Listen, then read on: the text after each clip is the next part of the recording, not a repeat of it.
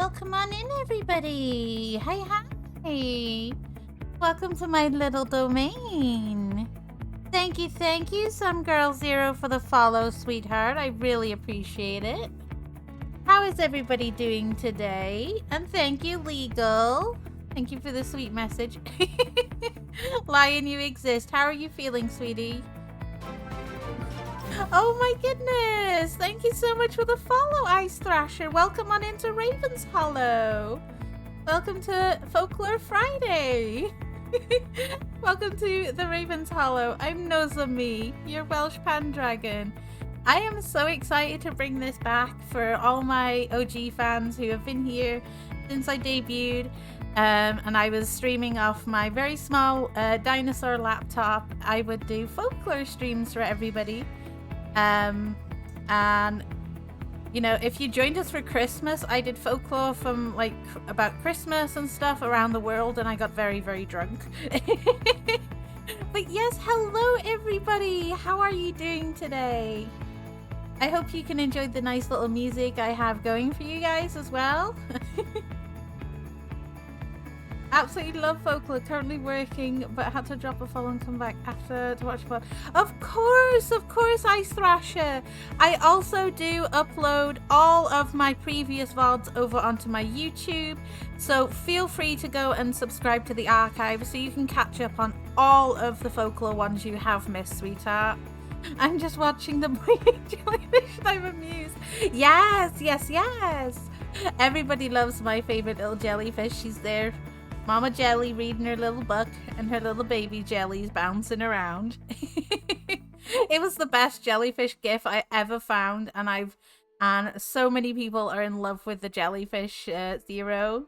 But how are you doing, sweetheart? Welcome on into the the stream. My God, I'm so excited. We're all the way down to S's, mind you, from where we did leave off.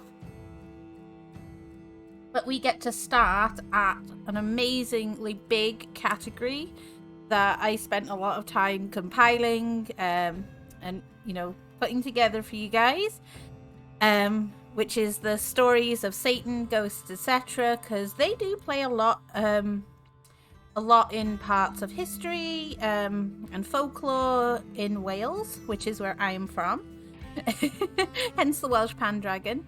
I will give the disclaimer, you will hear Welsh language quite often in some of the Welsh folklores. Some of them do offer some lovely translations, some do not. Some words also sound quite NSFW, but they are Welsh words for very basic things. The Welsh long name, of course, Lion. So the Welsh long name is Llanfair Pwthgwyngoch Gogerach and Drobo Llantasilio Gogogoch. Always. But yeah, I do have a bunch of Welsh redeems in there as well. I got rid of the singing ones though, because I was like not very conscious about that anymore. I get a bit self-conscious of my singing. You didn't answer the question, Lion. How are you feeling? You feeling any better? Tell me you were sick. Checking in on my favorite lion. But yes, I'm super glad you like the jellyfish, Zero. And yes, if you do like folklore and are one of my new visitors, feel free to subscribe to the YouTube archives, because I upload all of my previous VODs there. The ones that are, you know, safe for work and stuff like that, so you won't miss out on any of the previous folklores that I've covered in Wales. I had the quiet case. I'm playing FE. Whoops. The quiet case. Oh, that's okay. A bit better, still sick. Well, make sure you are staying hydrated. Take pain medication if you need it. And make sure you are resting, because I don't like my favorite lion being sick. And again, if tomorrow you're still not 100%, we can always reschedule the collab stream that I'm doing on your stream tomorrow. I want to make sure that you're better, because you still have your choo-choo train. And it's been, what, since Christmas? I barely remember Christmas unless people remind me what happened. But yeah, I can't remember how many pieces I had in this folder to begin with. I think I was racking up at least 800 or so screenshots from my compilements of things. And some of these are cited as well from books and stuff they come from, so that's not too bad. But I've got a nice music compilation. If the music is too loud for you guys, do let me know, and again I will adjust the volumes accordingly. We got some little will-o-wisp editions and some fairies. Yeah, I don't know why I'm so nervous to bring back my original stuff, but I'm generally hoping it's gonna be fun. But yeah, oh my god. So yeah, for a lot of people, I am Welsh. So bringing Folklore Fridays was something I wanted to do to share my heritage per se, because Welsh folklore is very, very fascinating. It's really interesting and it's super fun to teach a lot of people about them. I've just hit 310 followers on Twitch and I'm so proud. Thank you. But yeah, so this is a cozy stream, and I'm aim to bring this back every single week for you guys. Once as I've covered the rest of the Welsh folklore as well, I will be doing another country of, either chat's choice or whatever. But I hope you have your tea and you're all cozy and ready to enjoy some fun things. Oh, then there's my Welsh flag up there. We have a little slideshow of pictures of things from the Welsh folklore and stuff. I don't know why I'm so nervous at this. I've been doing this since the start. My god. Oh, but yeah. So we're gonna start our segment off today of stories of Satan, ghosts, etc. Please be noted that these stories are not meant to make any offense, especially with the terms of Satan and stuff. I know many people are not religious and stuff like that, or many people don't believe in ghosts. These are just folklore stories and things compiled throughout history. And some of the stories come from priests and stuff like that from local churches as well. So if you hear the term Satan and you are religious or whatever, please try, I hope there will be no offense or anything like that. These are just folklore stories and things that, the internet, Google has provided in terms of Welsh folklore and history and tales. So there's my little disclaimer out there.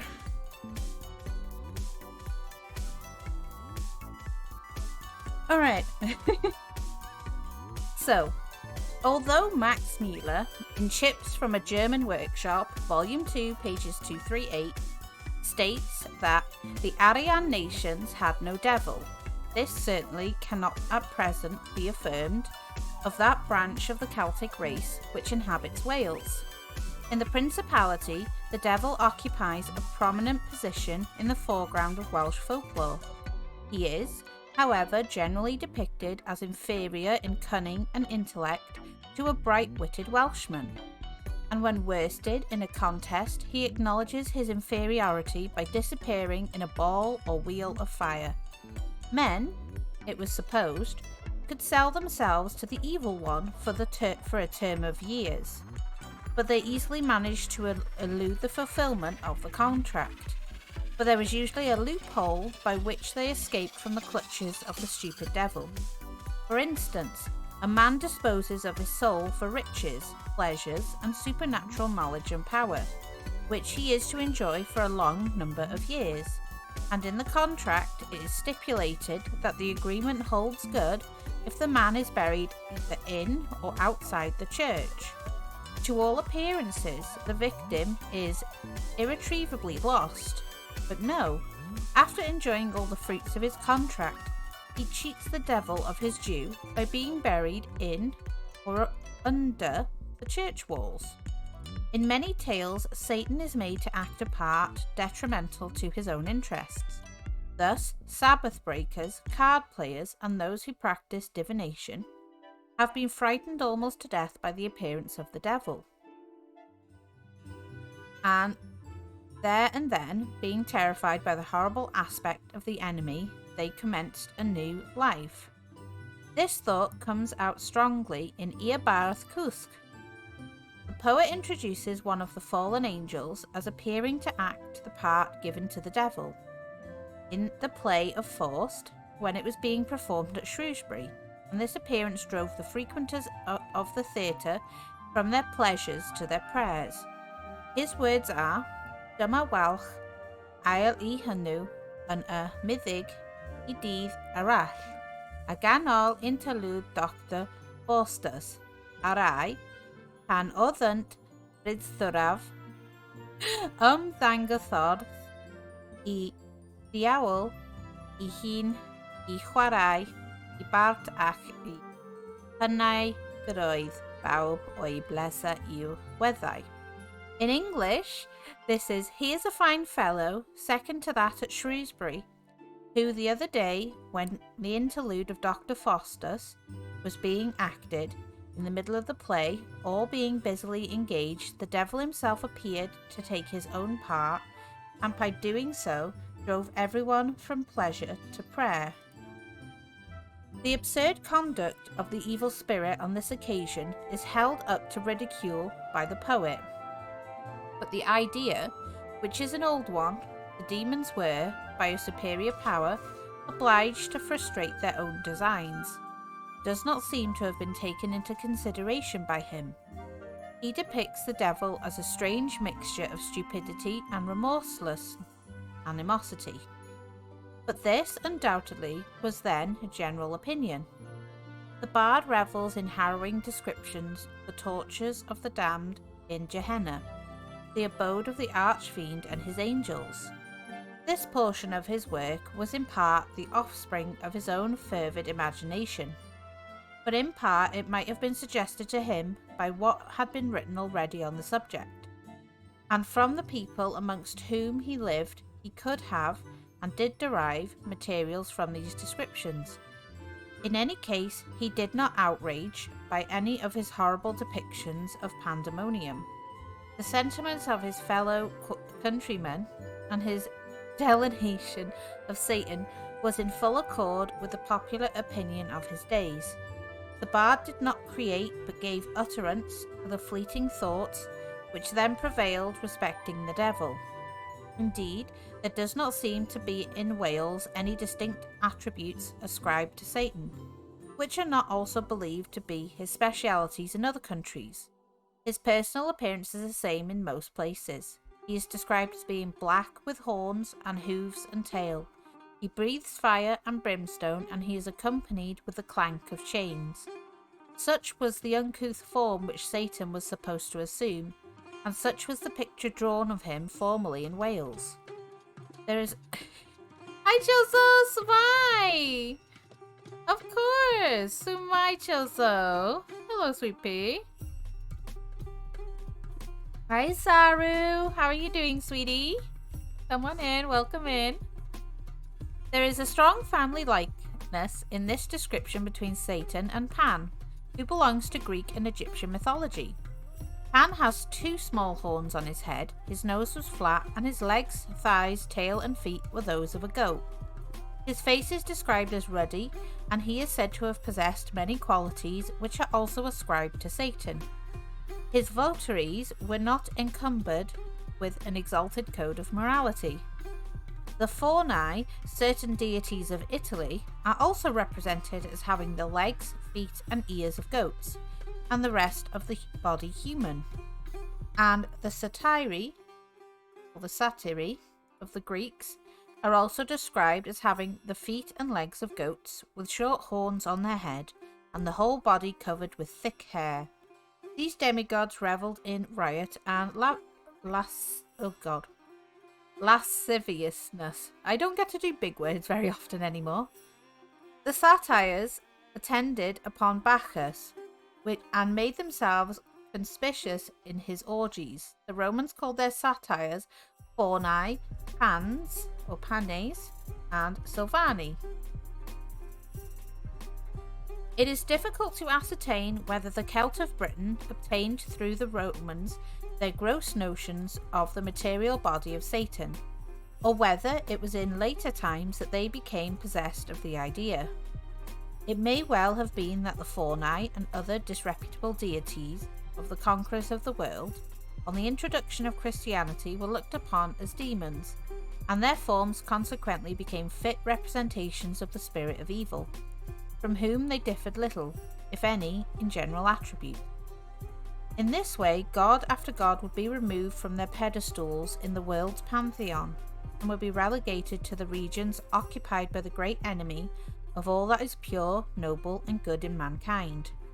Thus, the god of one age would become the devil of the succeeding age, retaining, nevertheless, by a cruel irony, the same form and qualities in his changed position that he had in his exalted state.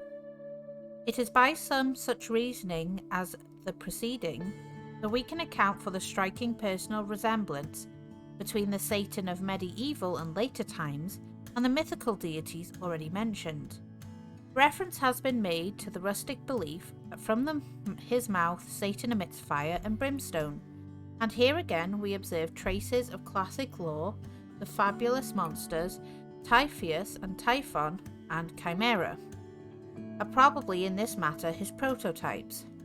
It is said that real flames of devouring fire darted from the mouth and eyes of Typhon, and that he uttered horrible yells like the shrieks of different animals, and Chimera is described as continuously vomiting flames.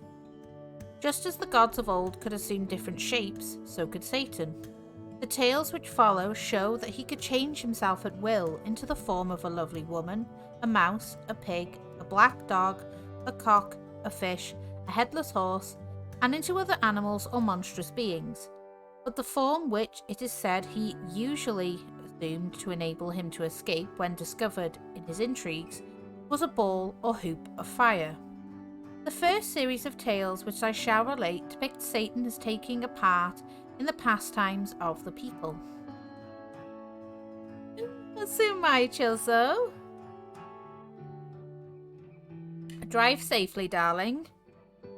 And also welcome into the community, Sarah. Welcome into the Discord server, and I hope you're enjoying yourself. Be sure to have your drinks handy as well. Because this reading is hard work, guys. I hope the music's to your liking as well. Sometimes I just sit and vibe to this playlist. I need to find more playlists at some point. Alright. So this one is called Satan Playing Cards. So a good many years ago, I travelled from Pentravolis to Ysbyty in company with Mr. Lloyd and the then vicar of the latter parish, who, when crossing over a bridge that spanned a foaming mountain torrent, called my attention to the spot and related to me the following tale connected with this place. A man was returning home late one night from a friend's house, where he had spent the evening in card playing, and as he was walking along he was joined by a gentleman, whose conversation was very interesting. At last they commenced talking about card playing, and the stranger invited the countryman to try his skill with him, but as it was late and the man wanted to go home, he declined. But when they were on the bridge, his companion again pressed him to have a game on the parapet, and proceeded to take out of his pocket a pack of cards, and at once commenced dealing them out. Consequently, the man could not now refuse to comply with the request. With varying success, game after game was played, but ultimately...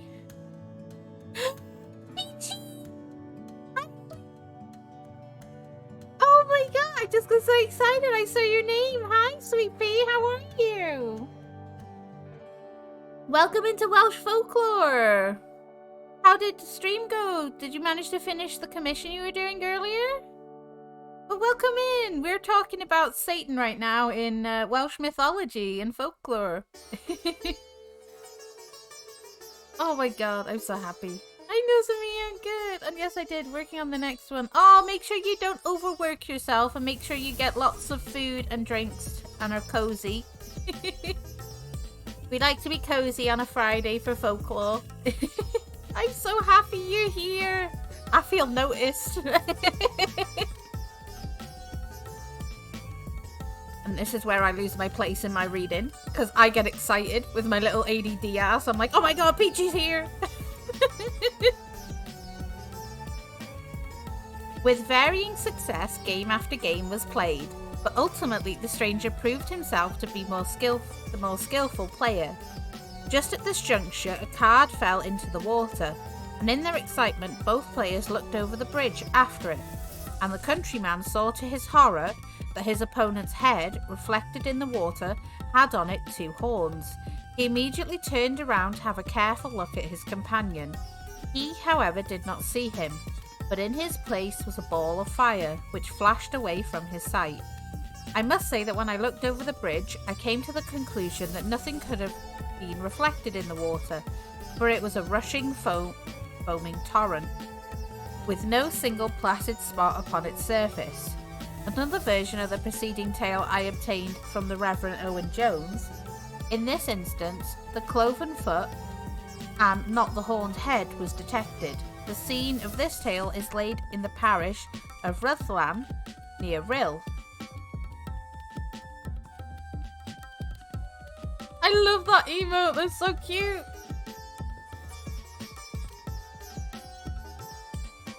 My tea is nearly cold. Travesty. I'm British and my tea going cold? No. We can't have that. So this story is Satan playing cards at a merry meeting.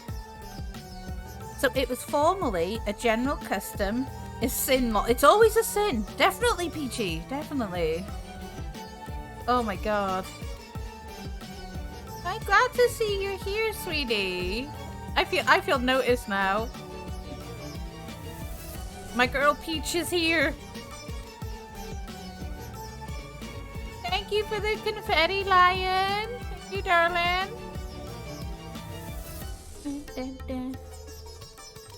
Gotta make the bread. Get the bread.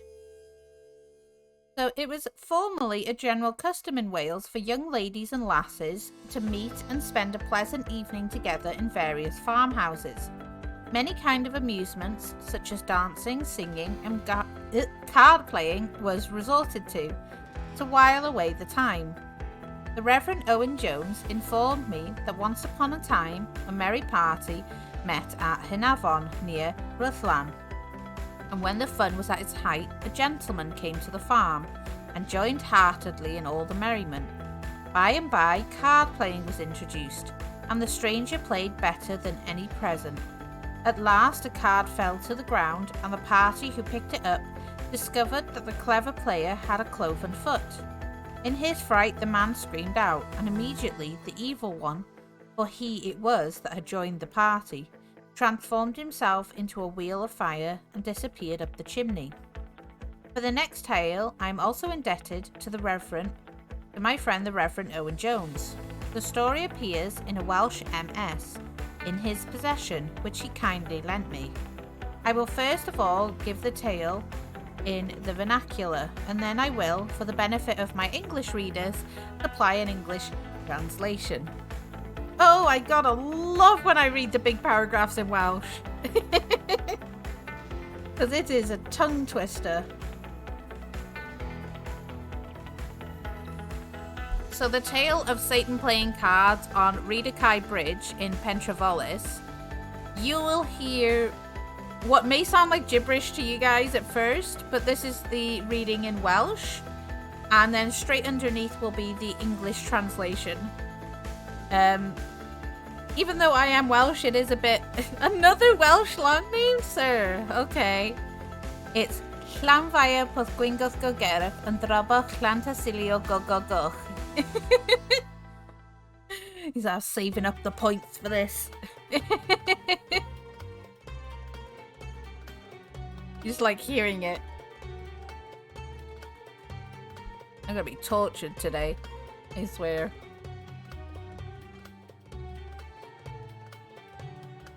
I love the little wisps I now have on screen as well. They're cute. Yeah. So you'll hear the first paragraph, the piece in Welsh first, and then in English.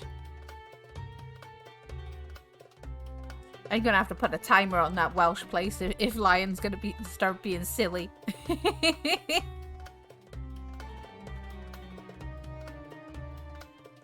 So I can see all the double L's in this as well, and I'm like, oh no. And the double D's. Look. You look at me, mister. It was relevant. Is irrelevant, is it? Okay. Okay. Mod abuse. I swear to God, my mods pick on me.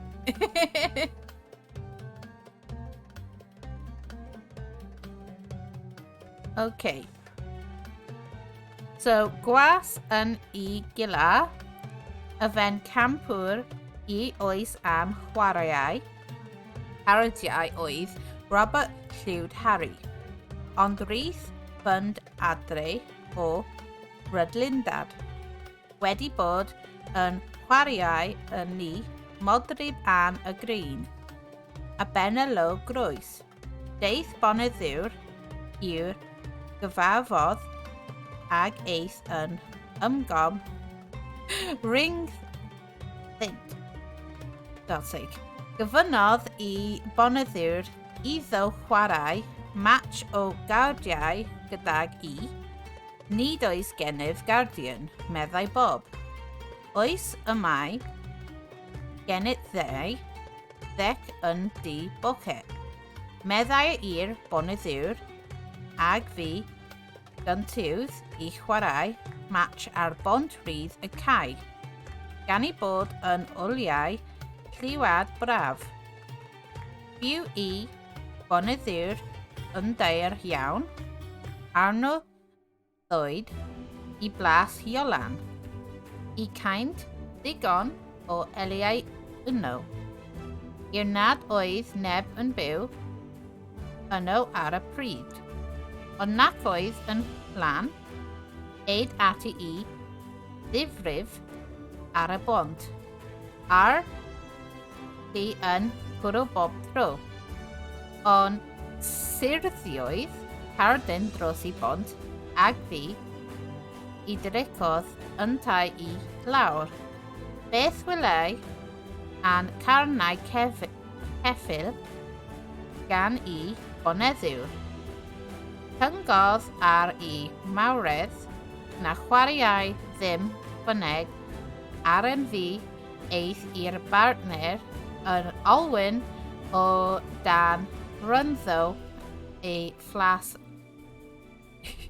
iolwn yn eith yn tai adre i'r gila. Oh my God. The English of this tale is as follows. Sir Robert Llywd Harry was a servant in Gila Farm and the champion card player of his day. When going home from... Oh my God, I can't speak. Rhylidan, after a game of cards in Auntie Anne's house called the Green, he was met at the end of the cross lane by a gentleman who entered into conversation with him. The gentleman asked him to have a game of cards. I have no cards, answered Bob. Yes, you have. You have 2 packs in your pocket, answered the gentleman. They settled to play a game on the bridge of Rhyd y Cae, as it was a beautiful moonlit night. The gentleman was very pressing that they should go to Plas Iolyn, because they would find there, he said, plenty of light, although no one was then living at the place. But Bob positively refused to go there. They commenced the game in downright good earnest on the bridge ar Lly, winning every game. But a card fell over the bridge into the water, and Bob looked over and saw the gentleman had hooves like a horse. He swore by the great being that he would not play any longer, and on this his partner turned himself into a wheel of fire and departed, bowling toward Plas Iolan, and Bob went home to Gilar. I don't speak a lick of Welsh, but Hearing people speak a language they speak is so great. I struggle sometimes, actually, when speaking Welsh. It's not so bad if it's like short sentences in front of me, but like big paragraphs, I'm just like, you have to sort of remember how to pronounce certain letter combinations like CH, double D, double L's, F's and things like that. It can be difficult, especially if they're all compressed into one area, and I don't get many chances to speak Welsh like openly around here, because a lot of people where I live, we're more English speakers. You know, I've got like I think 1 or 2 Welsh schools in the area, which, you know, it required you speak Welsh like first and then English, but I was brought up mainly around English speakers, and like Welsh was sort of taught to me as a second language. It's interesting.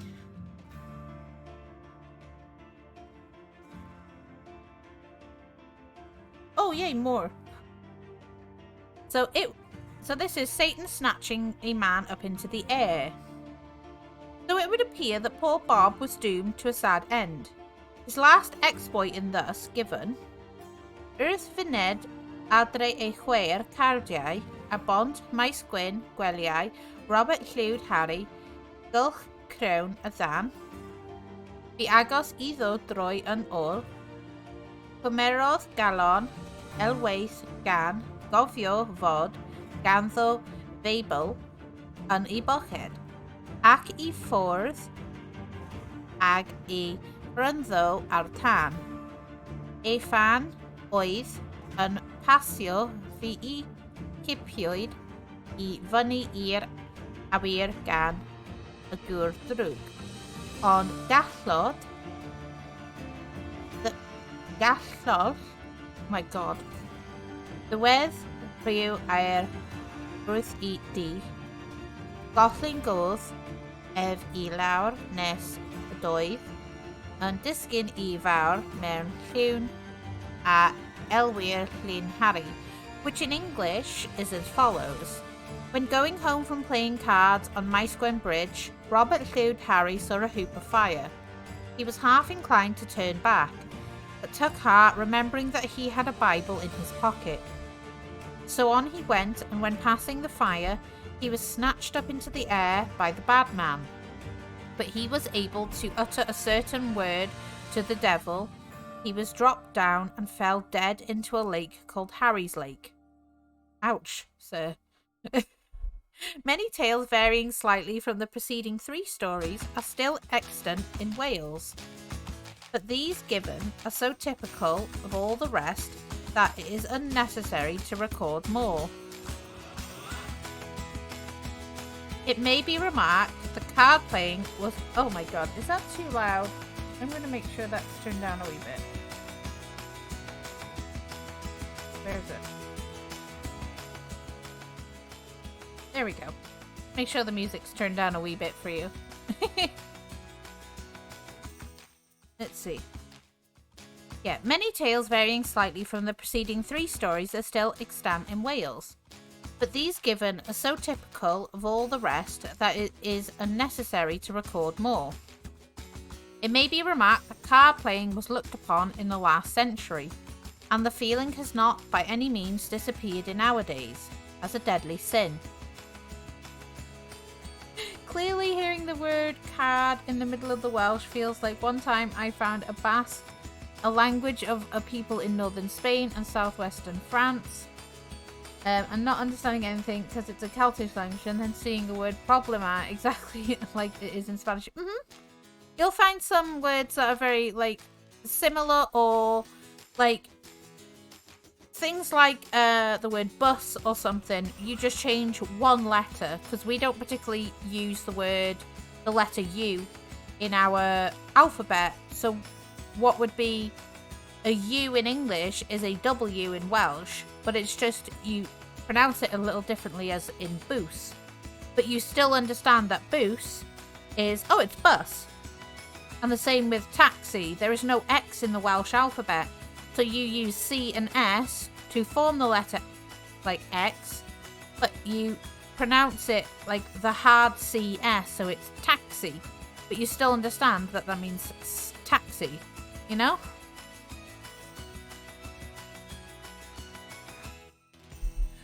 Some sentences like can be like, oh, okay, like that's pretty easy to like pick up once you like see it enough times. Like the word dim, so D-I-M just means no. So like dim diolch is like no thank you, or one of the most common ones you'll find around Wales is always followed by a picture, so signs are a very good way to learn repetitive languages. So like a no smoking sign has a dim a smuggy on it, and that is no smoking. But some signs are very different. Etymology is fun, it's pure chaos. Very, very fun. I hope the music isn't too loud now. Do let me know if I need to change it again for you guys. Right, where is the ghost? Yeah. But it may be remarked that card playing was looked upon in the last century, and the feeling has not by any means disappeared in our days as a deadly sin, and consequently a work pleasing to the evil one. But it appears singular that the aid of Satan himself should have been invoked to put down a practice calculated to further his own interests. The incongruity of such a proceeding did not apparently enter into the minds of those who gave currency to these unequal contests. But in the tales we detect the existence of a tradition that Satan formerly joined in the pastimes of the people, and, if for card playing, some other game was substituted, such as dancing, we should have a reproduction of those fabulous times when satyrs and demigods and other prototypes of Satan are said to have been upon familiar terms with mortals and joined in their sports. The reader will have noticed that the poor man who lost his life in the lake thought himself safe because he had a Bible in his pocket. This shows that the Bible was looked upon as a talisman, but in the instance of efficacy was only partial. I shall have more to say on this subject in another part of this work. Satan in the preceding tales and others, which shall by and by be related, is represented as transforming himself into a ball or wheel of fire. Into fire, the emblem of an old religion, a religion which has its votaries in certain parts of the world, even in this century, and which, at one period in the history of the human race, was widespread. It is very suggestive that Satan should be spoken of as assuming the form of the fire god, when his personality is detected, and the hint conveyed by this transformation would imply that he himself, the fire god. Having made these few comments on the preceding tales, I will now record a few stories in which Satan is made to take a role similar to that ascribed to him in the card-playing stories.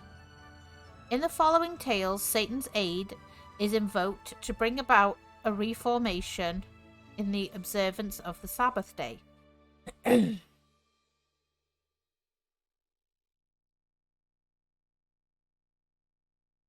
Sure to stay hydrated, y'all. So, Satan fright. Oh my Jesus, that scared the shit out of me. Oh my god. Thank you, Jaguar, for the resub. With Prime, I feel so special, Sweet Pea. Oh my goodness, you spent your Prime on me. Thank you, darling. I'm happy to be in your presence. I absolutely adore you, Jaguar. How are you doing, sweetheart? Oh my gosh, it's been 3 months with me already. I feel so happy. The word Ohala, which is like saying I hope or I wish, comes from the Arabic laws, Shala, if God wills it. Just in general, a ton of Arabic terms. Oh, that's really interesting, Chozo. I love when you share stuff with me that I don't know. I like to learn. I'm not as smart as I think I would be. Do we have to bring up the mooses incident again? Oh, how are you doing, Jaguar? Thank you so much for spending your Prime on me. 3 months. I feel very special. You only get to use your Prime like sub once on somebody. I feel so honored. Thank you, darling. We're doing some folklore, Jaguar. We're bringing it back. every Friday. Because I think it'd be nice. And, you know, gotta keep to my roots.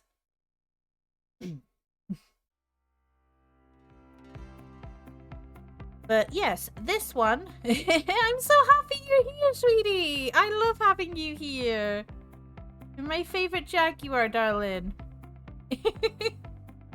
I was like in the zone. Those alert sounds scare the shit out of me every time. The thing is, I purposely made them loud so I would pay attention to them, and then I forget, and I'm just in the zone because of my attention span, and then it's just like boom, and I'm just like, oh jeez. This is why I don't play horror games, guys, because I'm just gonna like fail. No, you don't have to ever say sorry, sweet pie. I love it. Honestly, it's cute, and I get to hear the Nico Nico Ni sound when it happens. Which I like. I like the little sound I picked for it. I was like, everyone will like the sound. And I'm vibing to this music as well. You guys seem to like my distracted ass anyway, so it's fine. So, Satan is frightening a man for gathering nuts on Sunday. So the following tale was related to me by the Reverend W.E. Jones, rector of Bolchai near Denbigh. There was Muslim presence for 781 years in Spain, and so a lot of cultural osmosis happened, and other dialects take words from the local languages or others. For example, we Venezuelans have a bunch of words that come from Western Central African languages. Ooh! It's like to share stuff, cultural stuff, when given cultural stuff. Oh, of course! I honestly love learning about everybody's different cultures and stuff. I'm very sheltered. I only, you know, I live in a, compared to most countries, you know, a small area. So, Richard Roberts, Coed y Wraith, Bolchai, when a young man worked in Flintshire, and instead of going to a place of worship on Sunday, he got into a habit of wandering about the fields on that day. One fine autumn Sunday, he determined to go a-nutting, which is term for, like, nut collecting. He came to a wood where nuts were plentiful, and in a short time he filled his pockets with nuts, but perceiving a bush loaded with nuts, he put his hand to draw the branch to him, when he observed a hairy hand stretching towards the same branch. As soon as he saw this hand... Oh my god, Paolo! Jeez, thank you, sweet pea! Thank you for the 100 biddies! The nut biddies! Thank you, darling! Oh my god. I was like, what was that? Freaked out. I love it. Oh. So when he observed a hairy hand stretched toward the same branch, as soon as he saw this hand, he was terribly frightened, and without turning around to see anything further, he took to his heels, and never afterwards did he venture to go a-nutting on Sunday. Richard Roberts told the tale to Mr. Jones, his rector, who tried to convince Roberts that a monkey was in the bush, but he affirmed that Satan had come to him. No, Samir is scared. I'm scared of my own, like, oh, what are they called? I can't word. My notifications when I get like followed and things like that. I set them loud so I would like pay full attention to it. But when I'm reading and I'm in the reading zone, it comes on and I'm just like, ah! This is why if my community want me to play a horror game, it's like, yeah, I'm gonna need to be compensated for my soul. How are you doing, Paolo, my favorite jelly? Thank you for the 100 biddies. You're now second on the biddy chart. Little Saru is top in the charts. Managed to wiggle out of work. Oh, that's good, sweetie. Are you taking good care of yourself? I hope you are. I love this song. I am such a space case. Oh my god. Not me just dancing at my desk to music. No. Well, it's Friday, so hopefully you can enjoy a nice time away from work, Paolo. And you get to come see me. Thank you. The dentist says our teeth are incredible, but barely brushing for the past 2 years. Oh my god, I'm jealous. My wisdom teeth gave me fucking hell, to be honest.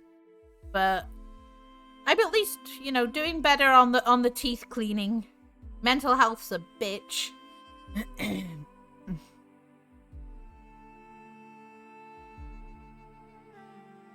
Honestly, that's good.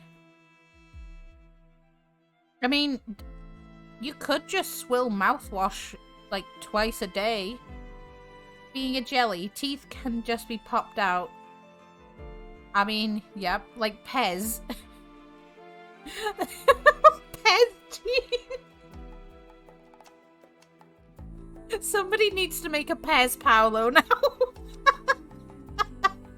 Somebody needs to make like a little Pez little thing. And there's Paolo on it, just bloop. Why do these visions just come to my head now? Thanks.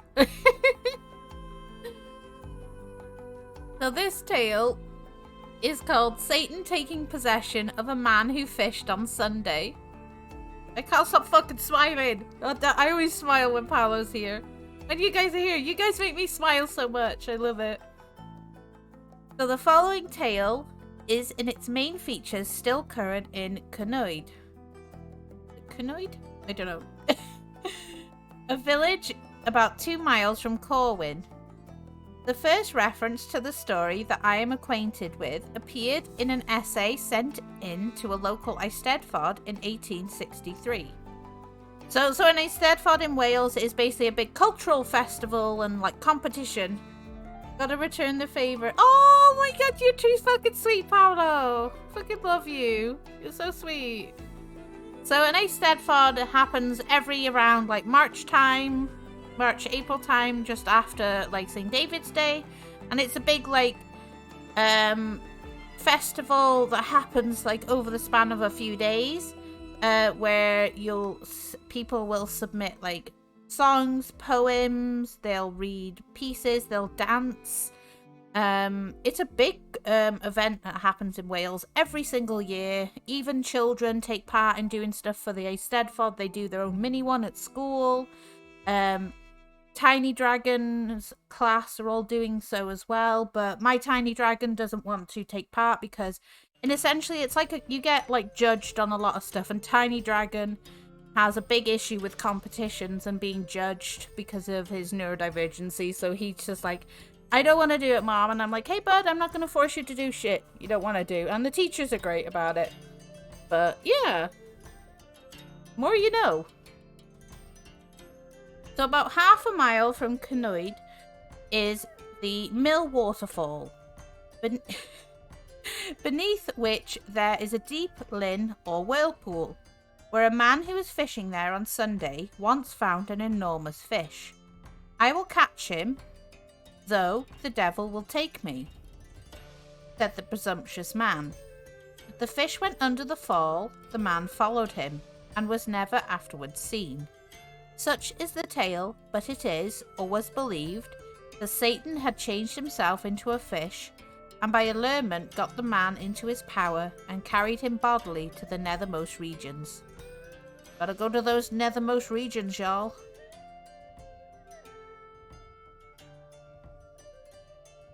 The fate of many fussy finders. Indeed, indeed. Satan taking people to the nether regions. So Satan appearing in many forms to a man who travelled on Sunday.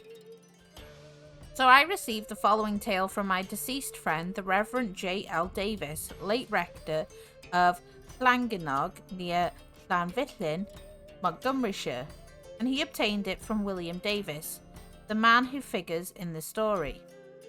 As a preface to the tale, it should be stated that it was usual some years ago for Welsh labourers to proceed to the harvest in England, which was earlier there than in Wales, and after that was finished, they hastened homewards to be in time for their own harvest. This migratory Welsh harvestmen are not altogether extinct in our days, but about 40 years ago they were much more common than they are at present. The respectable farmers' sons with sickles on their backs and well-filled water over their shoulders went in companies to the early English lowlands to hire themselves as harvest labourers. My tale now commences. William Davis, Penrhyw near Aberystwyth, went to England for the harvest, and after having worked there about 3 weeks, he returned home alone, with all possible haste, as he knew what his father-in-law's fields were by this time ripe for the sickle. He, however, failed to accomplish the journey before Sunday, but he determined to travel on Sunday and thus reach home on Sunday night to be ready to commence reaping on Monday morning. His conscience, though, would not allow him to be at rest, but he endeavoured to silence its twittings by saying to himself that he had with him no clothes to go to a place of worship. He stealthily therefore walked on, feeling very guilty every step he took, and dreading to meet anyone going to chapel or church. By Sunday evening he had reached the hill overlooking Llanfihangel, Croydon, where he was known, so he determined not to enter the village until after the people had gone to their respective places of worship. He therefore sat on the hillside and contemplated the scene below. He saw the people leave their houses for the house of God. He heard their songs of praise, and now he thinks he could venture to descend and pass through the village unobserved. Luckily, no one saw him going through the village, and now he has entered a barley field, and although still uneasy in mind, he feels somewhat reassured, and steps on quickly. He had not proceeded far in the barley field before he found himself surrounded by a large number of small pigs. He was not much struck by this, though he thought it strange that so many pigs would be allowed to wander around on the Sabbath day. The pigs, however, came up to him, stared at him, grunted, and scampered away. Before he had traversed the barley field, he saw approaching him an innumerable number of mice, and these too surrounded him, only, however, to stare at him, and then to disappear. By this, Davis began to feel frightened, and he was almost sorry that he had broken the Sabbath day by travelling with his pack on his back instead of keeping the day holy. He was not now very far from home, and this thought gave him courage, and on he went. He had not proceeded any great distance from the spot where the mice had appeared when he saw a large greyhound walking before him on the pathway. He anxiously watched the dog, but suddenly it vanished out of his sight. By this the poor man was thoroughly frightened, and many and truly sincere were his regrets that he had broken the Sabbath, but on he went. He passed through the village of Llanellar without any further fright. He had now gone about 3 miles from Llanfihangel along the road that goes to Aberystwyth, and he had begun to dispel the fear that had seized him, but to his horror he saw something approach him that made his hair stand on end. He could not at first make it out, but he soon clearly saw that it was a horse that was madly dashing towards him. He had only just time to step onto the ditch, when, horrible to relate, a headless white horse rushed past him. His limbs shook, and the perspiration stood out like beads on his forehead. This terrible spectre he saw when close to Tanwallt,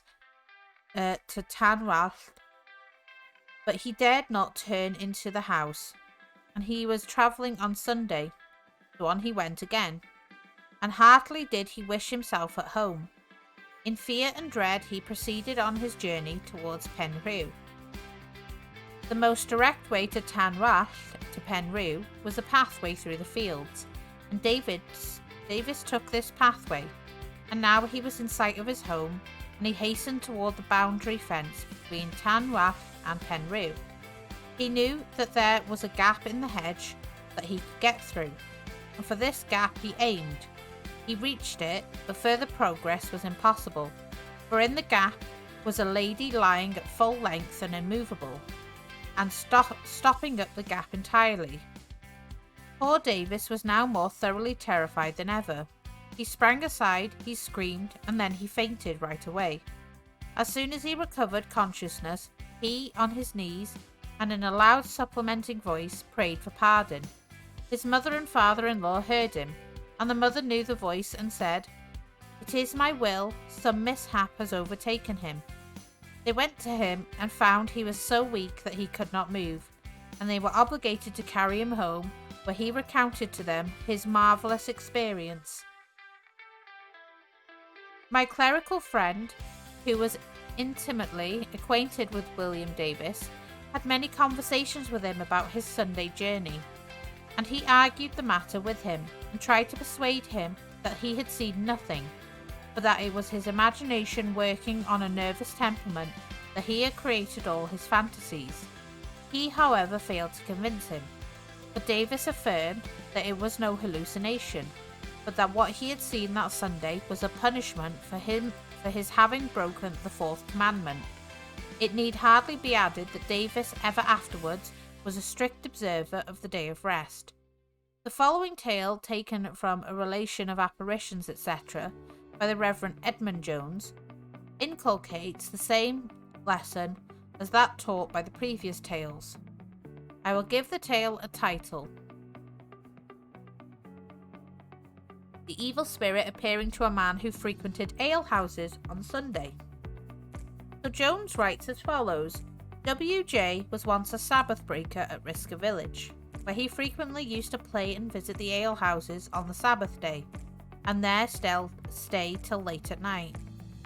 On returning homeward, he heard something walking behind him, and turning to see what it was, he could see the likeness of a man walking by his side, could not see his face, and was afraid to look much at it, fearing it was an evil spirit, as it really was. Therefore he did not wish it good night. This dreadful, dangerous apparition generally walked by the left side of him. It afterwards appeared like a great mastiff dog, which terrified him so much that he knew not where he was. After it had gone about half a mile, it transformed itself into a great fire, as large as a small field, and resembled the noise which fire makes in burning gorse. This vision seems to have had the desired effect on W.J., for we are told that he was once a Sabbath breaker, the inference being that he was not one when the Reverend Edmund Jones wrote the above narrative. Tales of this kind could be multiplied to almost any extent, but more need not be given. The one idea that runs through them all is that Satan has appeared and may appear again to Sabbath breakers, and therefore those who wish to avoid coming in contact with him should keep the Sabbath day holy. Ooh. Oh god, there's more Welsh. You see that? And then it's like, it's not just a little bit. There's paragraphs, yo.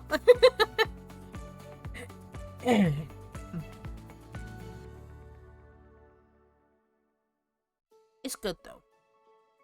I hope you guys are enjoying it too. Don't want to bore you and stuff.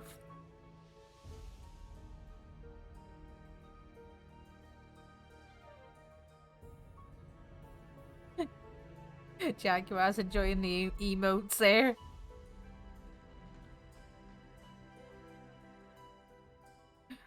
Can't believe Paolo put nut after those bitties.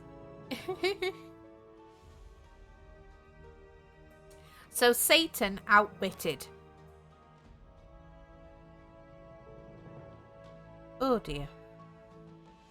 In the preceding tales, the evil one is depicted as an agent in the destruction of his own kingdom.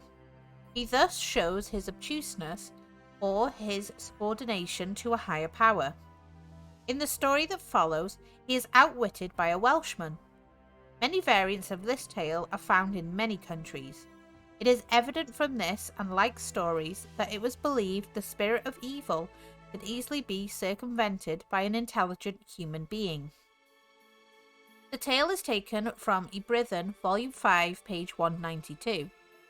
I, when a lad, often heard the story related, and the scene is laid in Treveglus, Montgomeryshire, a parish only a few miles distant from the place where I spent my childhood. The writer in Ibrithen, speaking of Vinant, says that this farm was about a mile from Treveglus, on the north side of the road leading to Newtown. He then proceeds as follows. So this bit is in Welsh, and there'll be an English translation after it, so I'm not confusing you. So my hen draddiodau, tra yn hyggoel yn perthyn I Laethwn.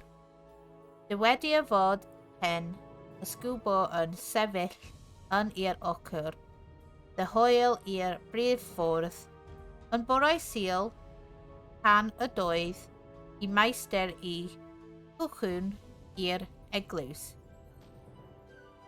Dywedodd wrth yn oes wysein, am gadael I brein o ddau ar I meis lle yr oedd. Gwenith weddi I haw, yn ei hiwn I saffau i'r hen ysgwbwr. Y gwas rhyw foddian I gasglodd I brein oll iddi a caoedd oh god y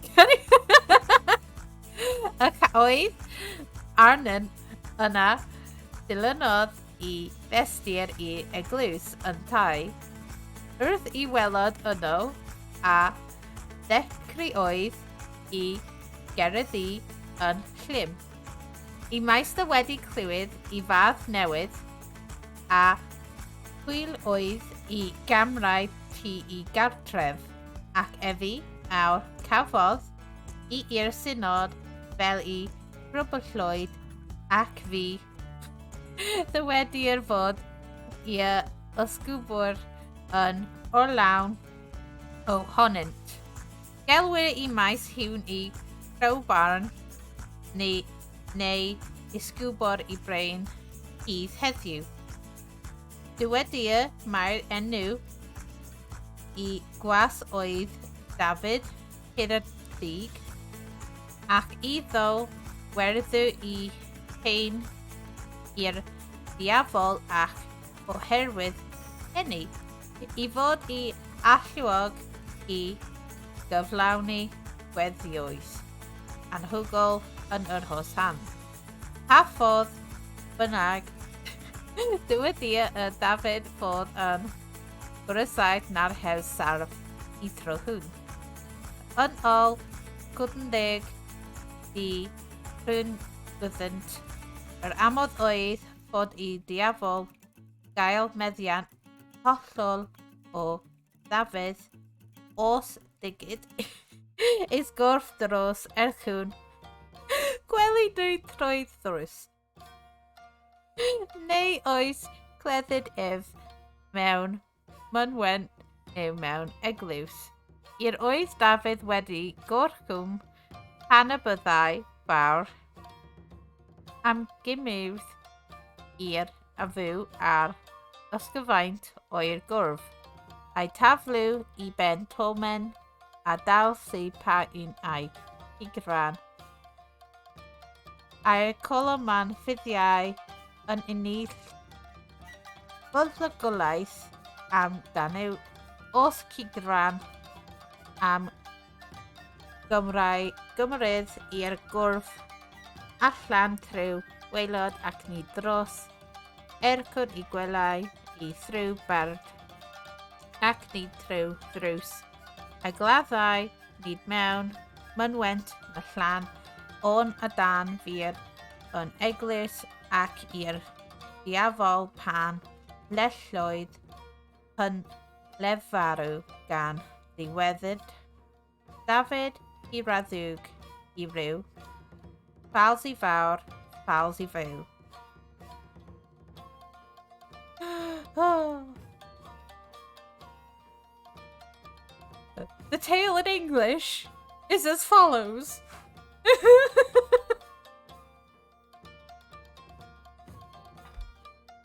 There is an incredible tradition connected with this place, Finan, Treglwys.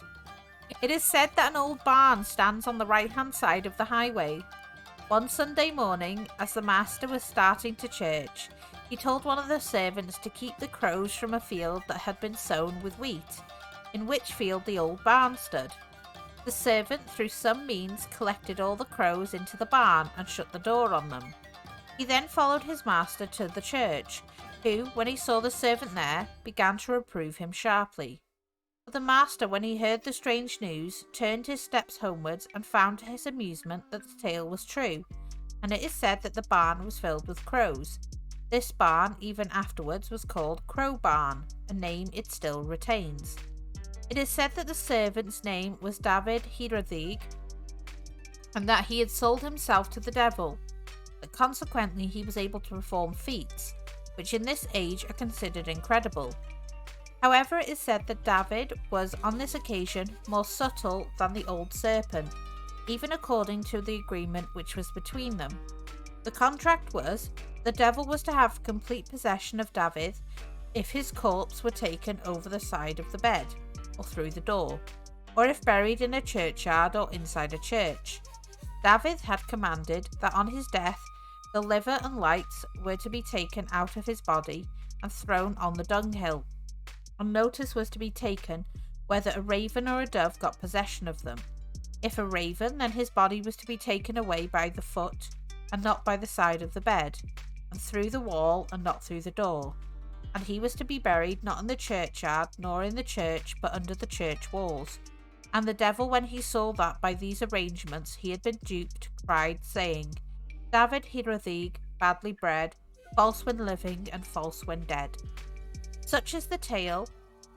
I now come to another series of folklore stories, which seem to imply that in ancient days rival religions savagely contended for the supremacy, and in these tales also Satan occupies a prominent position.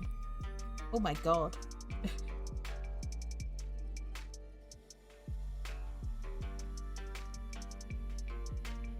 To top up my pot.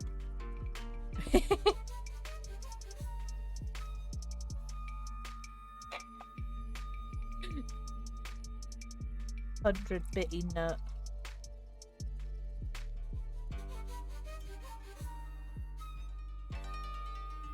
Paolo is nutting all over my chat.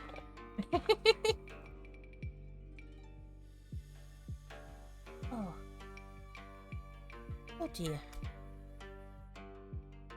I hope it's not confusing to you guys. Too confusing anyway.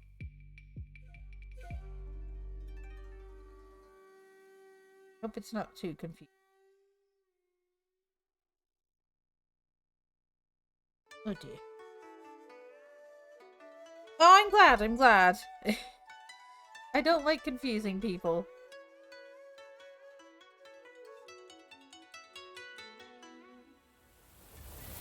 I try to be a good bean.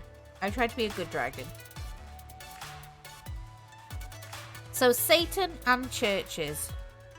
The traditional stories that are still extant respecting the determined opposition to the erection of certain churches in particular spots and the removal of the materials during the night to some other site, but ultimately the new edifice were obliged to be erected, and the many stories of haunted churches where evil spirits had made a lodgment and could not for ages be ousted are evidences of the antagonism of rival forms of paganism, or of the opposition of an ancient religion to the new and intruding Christian faith. Brash, in his Ogham Inscribed Stones, pages 109, speaking of Irish churches, says, "It is well known that many of our earlier churches were erected on sites professedly pagan. The most ancient churches in Wales have circular or ovoidal churchyards, a form essentially Celtic, and it may well be that these sacred spots were dedicated to religious purposes in pagan times, and were appropriated by the early Christians, not perhaps without opposition on the part of the adherents of the old faith, and consecrated to the use of the Christian religion. In these churchyards were often to be found holy or sacred wells, and many of them still exist, and modes of divination were practiced at these wells, which have come down to our days, and which must have originated in pre-Christian or pagan times. It is highly probable that the older faith would for a while exist concurrently with the new, and mutual contempt and annoyance on the part of the supporters of the respective beliefs would as naturally follow in those times as in any succeeding age. But this fact should be emphasized, that the modes of warfare would correspond with the civilized or uncivilized state of the opponents. This remark in general, in its application, and applies to race conquered by the Celts in Britain, quite as much as the races who conquered the Celt, and there are not wanting certain indications that the tales associated with Satan belong to a period long anterior to the introduction of Christianity. Certain classes of these tales undoubtedly refer to the antagonism of beliefs more ancient than the Christian faith, and they indicate the measure taken by one party to suppress the other. Thus we see it related to the evil spirit is forcibly ejected from churches and dragged to the river, and there a tragedy occurs. In other words, a horrible murder is committed on the representative of the defeated religion. The very fact that he loses his life in a river, in water, in an object of widespread worship, is not without its significance. We have seen in the legend of the evil spirit in Cerrig-y-Drudion Church, page 133, that it was ejected after a severe struggle from the sacred building, that it was dragged to the lake where it lost its life by two Achain Banaug, that they and it perished together in the lake. Now these Achain Banaug, or long-horned ox, huge in size and strong of limb, are traditional, if not fabulous animals, and this one incident in the legend is enough to prove its great antiquity.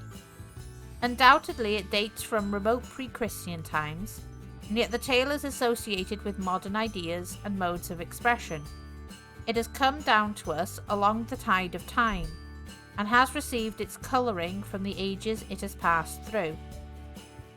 Yet on the very surface of this ancient legend, we perceive it written that in days of old there was severe antagonism between rival forms of pagan faith, and the manner in which the weaker and perhaps the more ancient is overcome is made clear. The instrument used is brute force, and the vanquished party is drowned or, in the euphonious language of the tales, is laid. There are many stories of spirits that have been cast out of churches still extant in Wales, and one of the most famous of these is that of Llanfor Church near Bala. It resembles that of Cerrig-y-Drudion. I have succeeded in obtaining several versions of this legend. I am indebted for the first to Mr. R. Roberts, Cloconeg, a native of Bala. So this tale is called The Ejectment of the Evil Spirit from Llanfor Church. So Mr. Roberts states that his grandmother, born in 1744, had only traditions of this spirit. He was said to have worn a three-cocked hat and appeared as a gentleman, and whilst divine service was performed he stood up in the church. But at night the church was lit up by his presence, and the staves between the railings of the gallery were set in motion by him. Like so many spindles, although they were fast in their sockets, he is not reported to have harmed anyone. Neither did he commit any damage to the church. It is said he had been seen taking a walk to the top of the Moel y Llan, and although harmless, he was a great terror to the neighbourhood, but few would venture to enter the church alone. Mr. Roberts was told that on a certain occasion a vestry was held in a public house that stood on the north side of the church, not a vestige of which now remains, but no one would go to the church for the parish books. The landlady had the courage to go, but no sooner had she crossed the threshold than the evil spirit blew the light out. She got a light again, but this also was blown out. Instead of returning for another light, she went straight to the coffer in the dark and brought the books to the house, and that without any molestation. Mr. Roberts states that as the spirit of darkness became more and more troublesome, it was determined to have him removed, and 2 gentlemen skilled in divination were called to offer him to Llyn y Galian Goch. These men were procured, and they entered the church in the afternoon and held a conversation with the spirit, and in the end told him that they would call at such an hour of the night to remove him to his rest. But they were not punctual, and when they entered they found him intractable.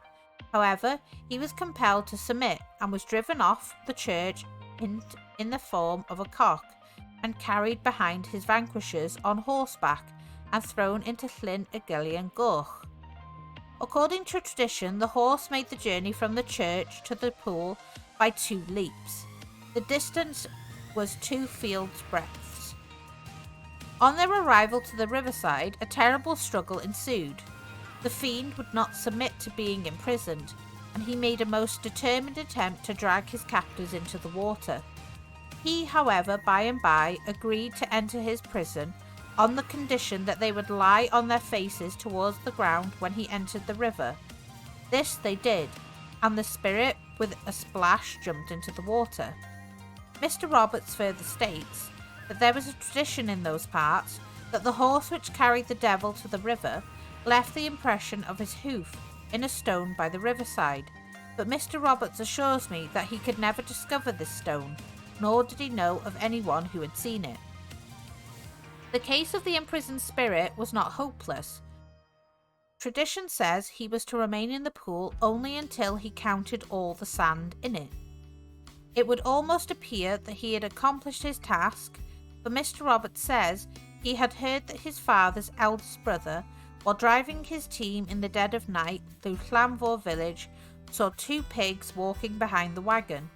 He thought nothing of it and began to apply his whip to them, but to no purpose, for they followed him to Llyn y Galian Goch and then disappeared. There was in these latter times some dispute as to the spirit being still in the pool. This, however, has been settled in the affirmative. A wise man, in company with others, proceeded to the river and threw a stone with writing on it into the pool, but nothing came of it, and he then affirmed there was no spirit here. This the people would not believe, so he threw another stone in the water, and now the river boiled up and foamed. Yes, said the skeptic, he is there, and there he will remain for a long time. Such is Mr. Roberts' account.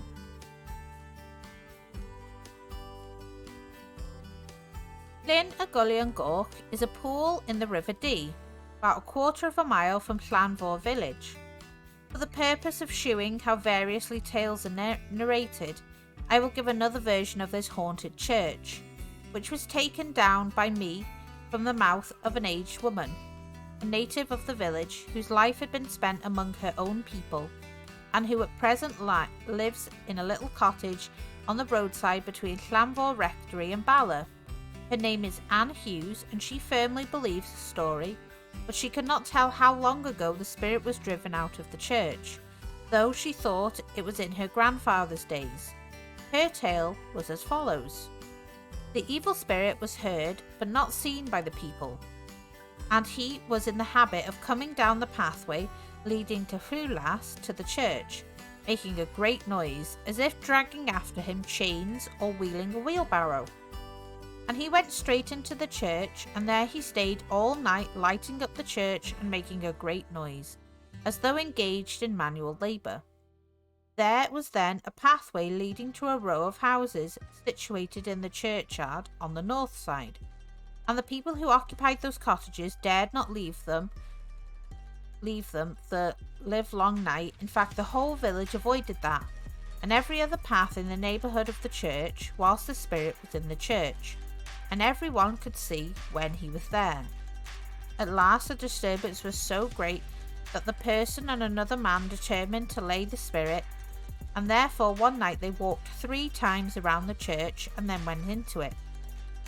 And by 3 men were seen emerging from the church, and they walked into the public house through the door that opened into the churchyard, and they went together into the little parlour. Parson had already given instructions that no one was to come to them on any account, and even try to get a glimpse of them. But there was a man in the house who went to the keyhole of the parlour and, looking into the room, saw distinctly 3 men sitting around the table. No sooner, however, had he done so, than the parson came out and said if anyone looked through the keyhole again, their plans would be frustrated. To put a stop to all further inquisitives, and their deliberations were not again interrupted.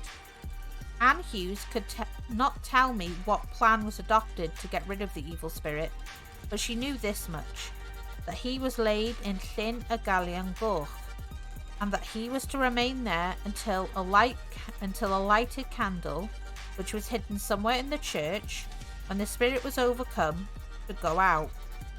Often and again had she searched for this taper, but failed to discover it. But she supposes it is still burning somewhere. The evil spirit has not yet escaped from the pool. There is a version of the ejectment of Llanvawr spirit given in Gordavigion, page 106, which is somewhat as follows. Llanvawr spirit troubled the neighbourhood of Bala, for he was particularly objectionable and annoying to the inhabitants of Llanvawr, for he had taken possession of their church. At last the people were determined to get rid of him together, but they must procure a mare for this purpose, which they did. A man riding on the mare entered the church with a friend to exorcise the spirit. Ere long this man emerged from the church with the devil seated behind him on the pillion. An old woman who saw them cried out, "Dwi Anwyl, mochin yn e eglwys. Good God, a pig in the church." On hearing these words, the pig became exceedingly fierce, because the silence had been broken, and because God's name had been used, and in his anger he snatched up both the man and the mare and threw them right over the church to the other side. And there is a mark to this day on a gravestone of the horse's hoof on the spot where she lit. But the spirit's anger was all in vain, for he was carried by the mare to the river and laid in Llyn y Galion Goch. But so much did the poor animal perspire while carrying him, that although the distance was only a quarter of a mile, she lost all her hair.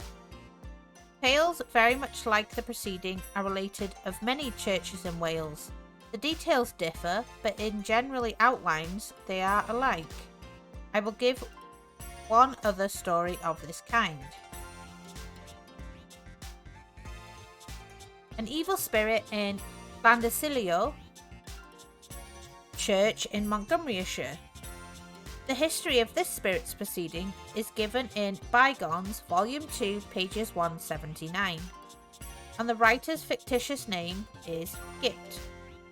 This church, says Gipt, was terribly troubled by a spirit in times gone by, so I was informed by a person who took me over the church, and being curious to hear the story, my guide related the following. To such extremes had things come that it was resolved to send for a well-known and expert person to lay the spirit. But the spirit nearly overcame the expert, and the fight continued hard and fast for a long time. The ghost slayer came out often for fresh air and beer, and then was plainly seen from his bared arms and the perspiration running down his face, that there was a terrible conflict going on within the church. At last success crowned the effort, and the spirit, not unlike a large fly, was put into a bottle and thrown into a deep pool in the river Vernew, where it remains to this day, and the church was troubled no more. Gipt adds, as a proof of the truth of the story, my informant showed me the beams which were cracked at the time the spirit troubled the church. In these tales we have a few facts common to them all. An evil spirit troubles the people and makes his home nightly in the church, which he illuminates. His presence there becomes obnoxious, and ultimately, either by force or trickery, he is rejected and loses his life, or at least he is deposited by his captors in a lake or pool of water, and then peace and quietness ensue. There is a good deal that is human about these stories when stripped of the marvellous which surrounds them, and it is not unreasonable to ask whether they had or had not a foundation in fact, or whether they were solely the creations of an imaginative people. It is not at least improbable that these ghostly stories had, in long-distance prehistoric times, their origin in fact, and that they have reached our days with glosses received from the intervening ages. They seem to imply that in ancient times there were deadly antagonism between one form of pagan worship and another, and, although it is but dimly hinted, it would appear that fire was the emblem of the god of one party and water the god of the other, and that the water worshippers prevailed and destroyed the image or laid the priest of the vanquished deity in a pool and took possession of his sacred enclosures. It was commonly believed within the last 100 years or so that evil spirits at certain times of year, such as St. John's Eve and May Day Eve and All Hallows Eve, were let loose, and that on these nights they held high revelry in churches. This is but another and more modern phase of the preceding stories. This superstitious belief was common to Scotland, and everyone who has read Burns has heard of Alloway Kirk and of the Unco site, which met Tam O'Shanter's eyes there, who, looking into the haunted kirk, saw witches, evil spirits, and old Nick himself. Thus sings the poet: There sat old Nick, in shape of beast, towsy tyke, black, grim, and large. To give them music was his charge.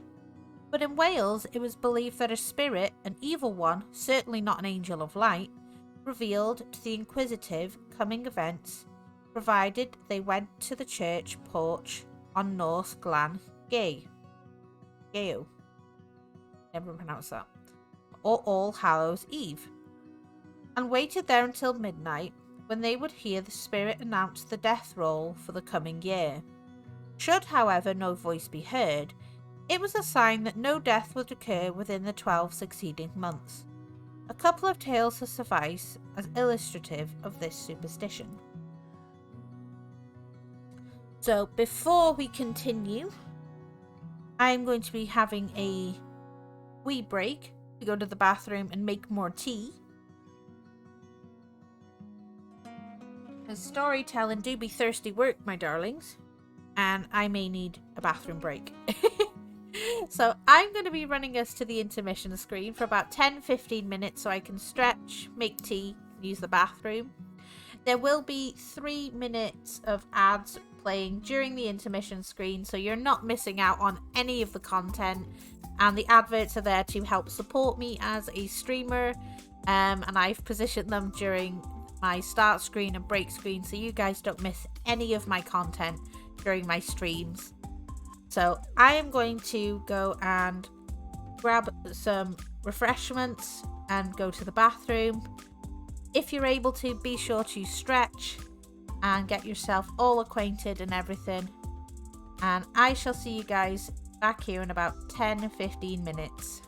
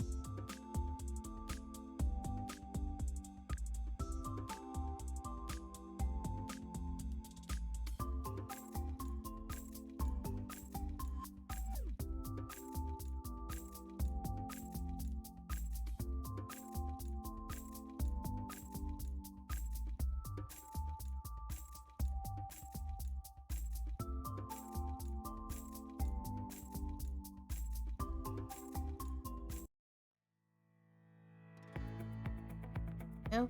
Thank you for being patient, guys. Thank you. Oh dear. I needed that break. Normalize bathroom breaks for streamers, guys. It's a curse, but also we have bodily functions. I'm sorry. I'll let you in on a secret too. Let you in on a secret. VTubers poop. Women poop. Yeah. It's not a myth, guys. It's a need. I'm getting better at not apologizing for needing to use the bathroom. Baby steps. But never feel guilty if you need to call a break when you're streaming, guys. It's okay. I will support you on that.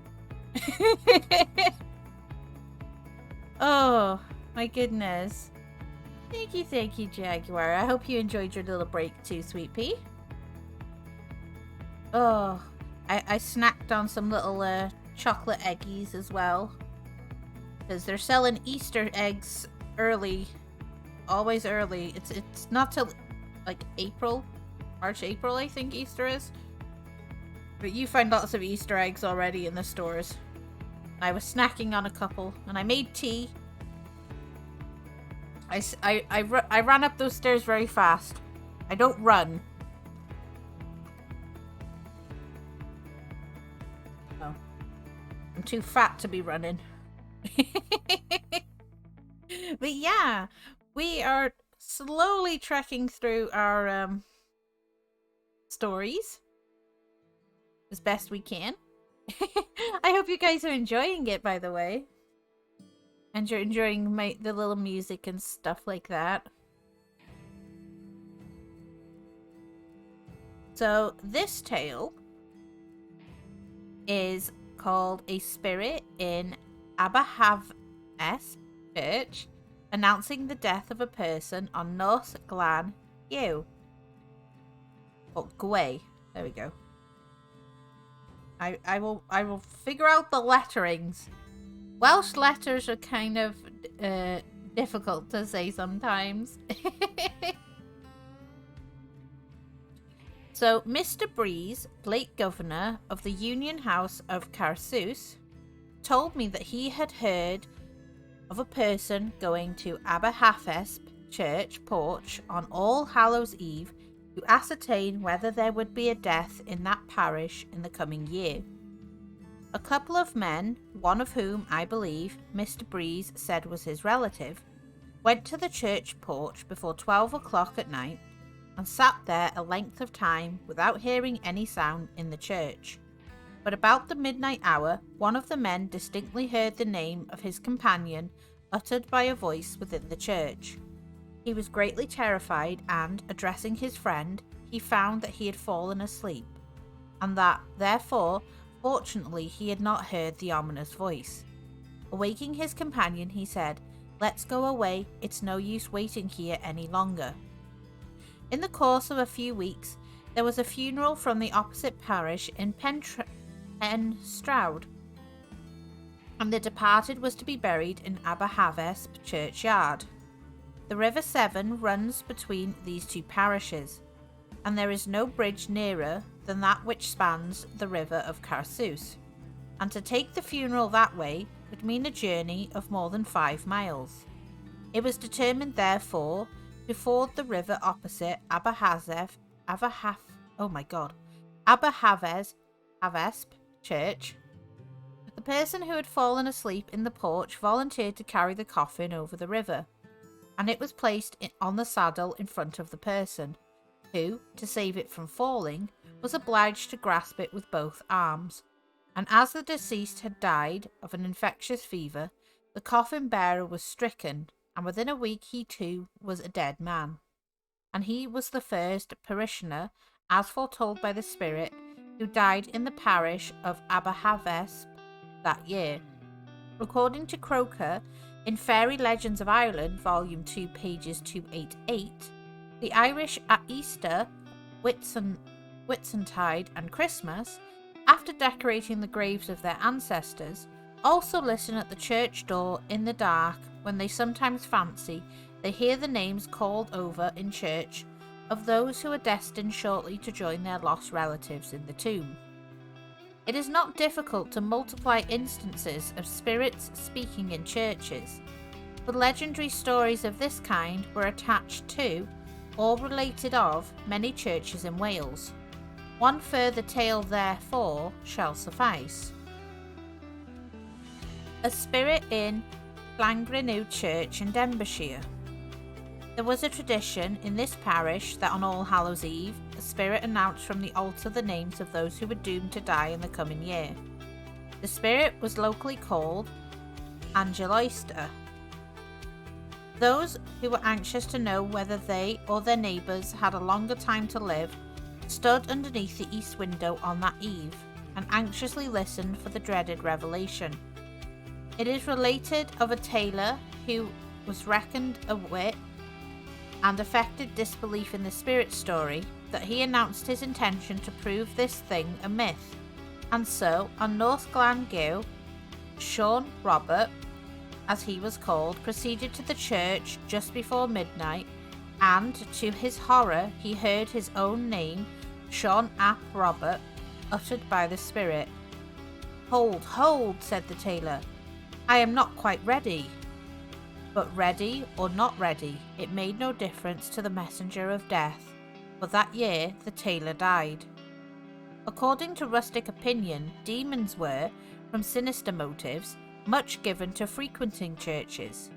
Still, it was thought that as the priest entered the sacred building by the south door, these spirits were obliged to make their exit through the north door, which was called in consequence the devil's door, and this door was opened and left open a while to enable these evil spirits to escape from the church before divine service commenced.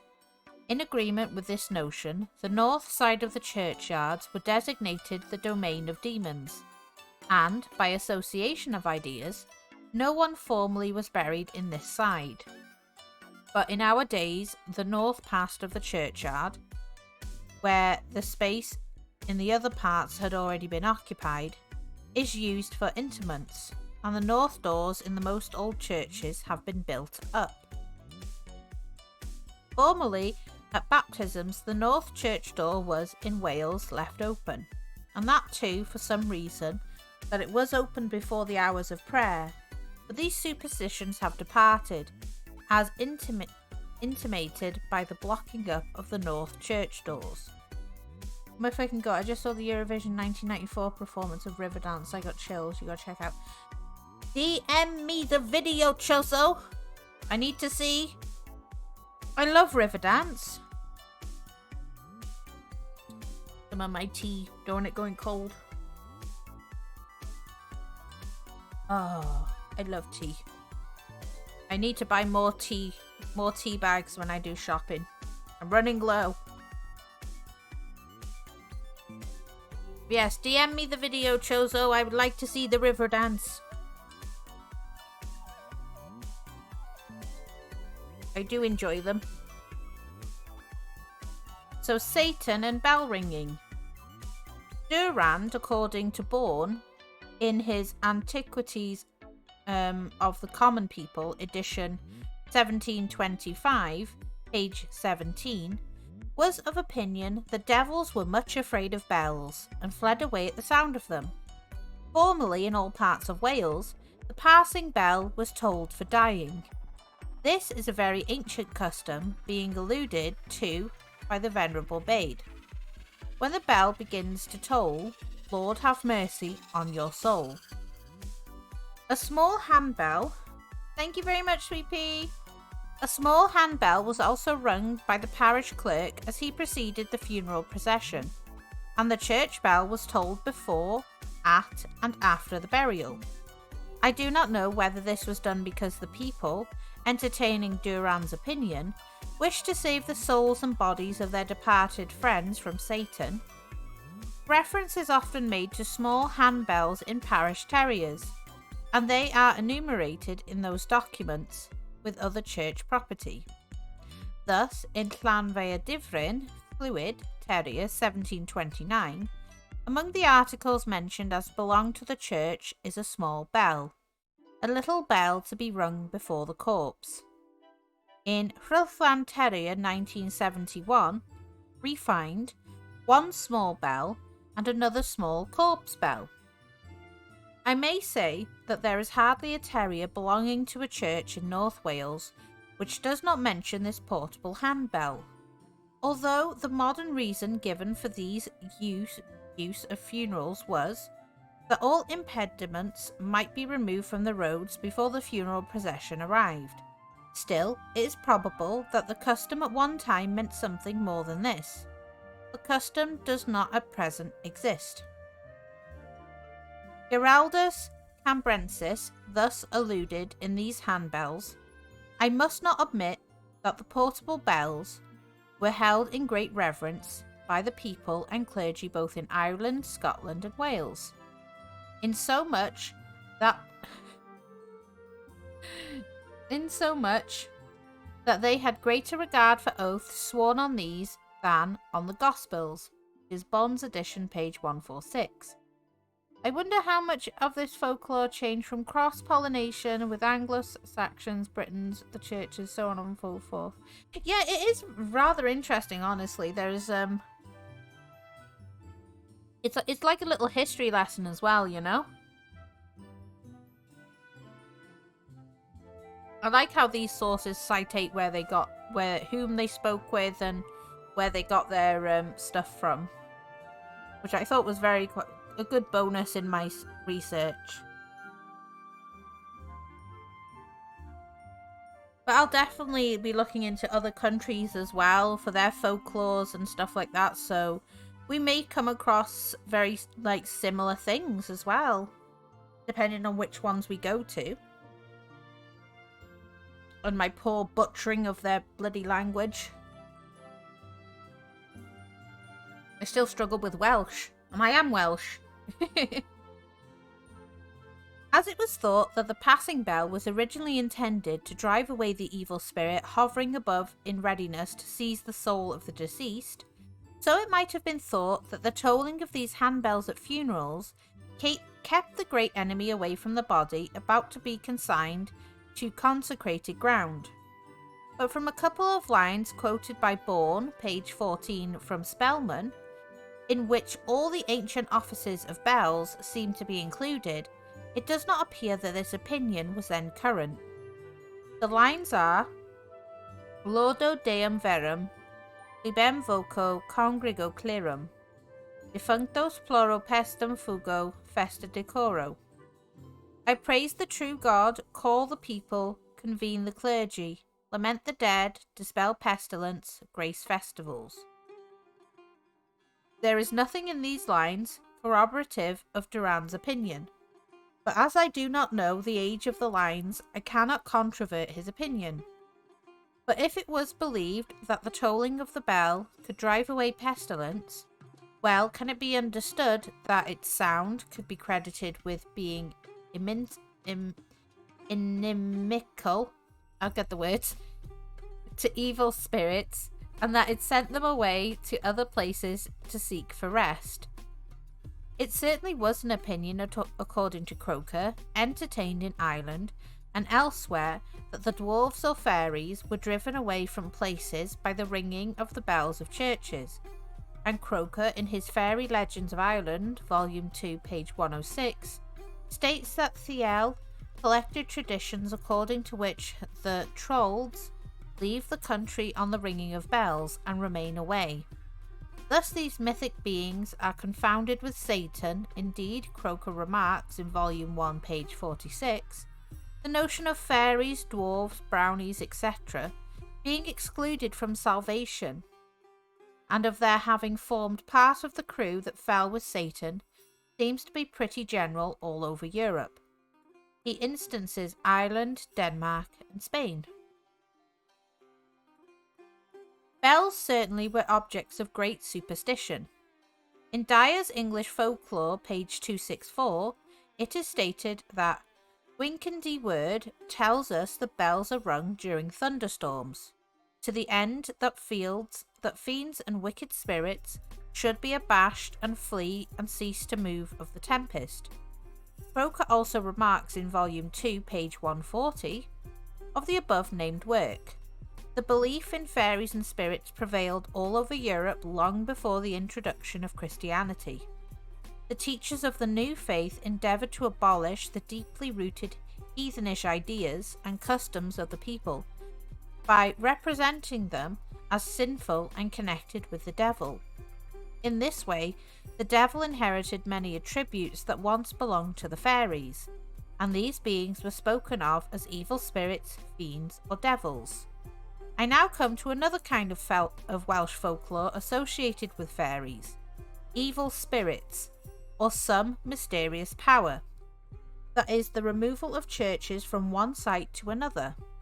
The agency employed varies, but the work of the day disappeared in the night, and the materials were found, it is said, the next morning, on the spot where the church was to be erected. Ooh, the different churches. During this research, I actually found my town's church in this list. Like when they were doing a lot of different talks about churches, the town where I live is mentioned in my research. So I thought that was interesting. I'm like, what, my town has been noticed? I've been noticed for senpai. I get excited. So the mysterious removal of churches. So church number 1 is Llanllechid Church. That double L sound you all love. With the sound. There was a tradition extant in the parish of Llanllechid near Bangor, Carnarvonshire, that it was intended to build a church in a field called Caer Capel, not far from Bassacav Farm. But it was found the next morning that the labours of the previous day had been destroyed, and that the materials had been transported in the night to the site of the present church. The workmen, however, carried them all back again and resumed their labours at Caer Capel. But in vain, for the next day they found their work undone, and the wood, stones, etc., in the place where they had found them, when their work was first tampered with. Seeing that it was useless fighting against a superior power, they desisted and erected the building on the spot indicated by the destroyers of their labours. I asked the aged what or who it was that had carried away the materials. Some said it was done by spirits, others by fairies, but I could obtain no definite information on the point. However, they all agreed that the present site was more convenient for the parishioners than the old one. Many legends of this kind are current in Wales. They are all much alike in general outline. A few only, therefore, shall be mentioned. Honestly, I do recommend if anyone does visit Wales, please go visit Bangor, just to go see their university. I visited a friend who studied up in Bangor University many years ago now, and honestly, their university looks so much like a castle. It is so beautiful to go and see. I do highly recommend it. Although Bangor is known for its hills, like you will be walking up a lot of hills just to go and see this university. But if ever you do get a chance to visit Wales, go up and see Bangor, because it has got so many lovely buildings you can go and see. Like, I highly recommend it. And, you know, I recommend going to visit some castles as well. Like Harlech Castle is beautiful. You will definitely enjoy your time here if you would like to see the sights. But remember, bring a suitable coat and an umbrella as always, because weather is so unpredictable. So, the second church is Corwin Church. In Thomas's History of the Diocese of St. Asaph, page 687, the legend connected with the erection of the present church is given as follows. The legend of its Corwin Church original foundation states All attempts to build the church in any other spot than where she stood, carreg I big an ivach lid, i.e. the pointed stone in the icy nook, were frustrated by the influence of certain adverse powers. No agency is mentioned in this narrative. When questioned on such a matter, the aged of 40 years ago would shake their heads in an ominous kind of manner and remain silent, as if it were wrong on their part to allude to the affair. Others, more bold, would surmise that it was the work of a spirit, or of the fairies. By and by I shall give Mr. A.N. Palmer's solution of the mystery.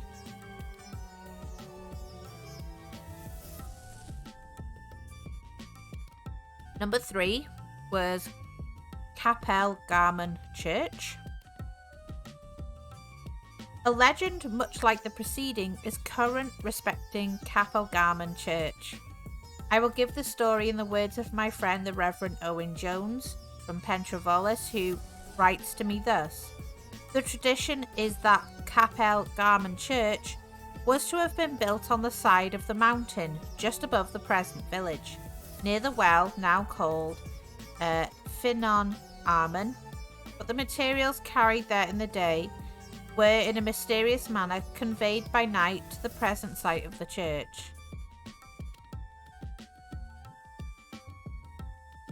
He is consumed.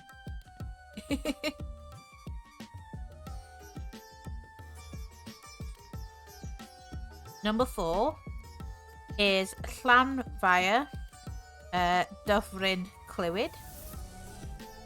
For the following legend, I am indebted to Mr. R. Priest Jones, who resided for several years in the parish of Llanfair Dyfryn Clwyd. In answer to a letter from me respecting mysterious removal of churches, Mr. Jones writes as follows. We have the same tradition in connection with a place not very far from Llanfair village.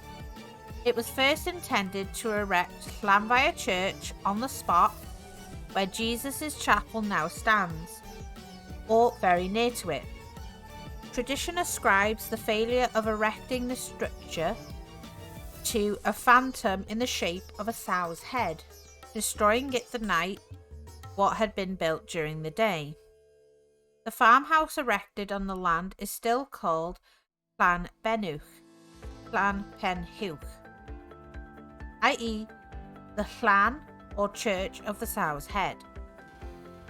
In this tale, the agent is a sow, and Mr. Gom, in the Antiquary, Volume 3, page 9, records a like story of Winwick Parish Church in Lancashire.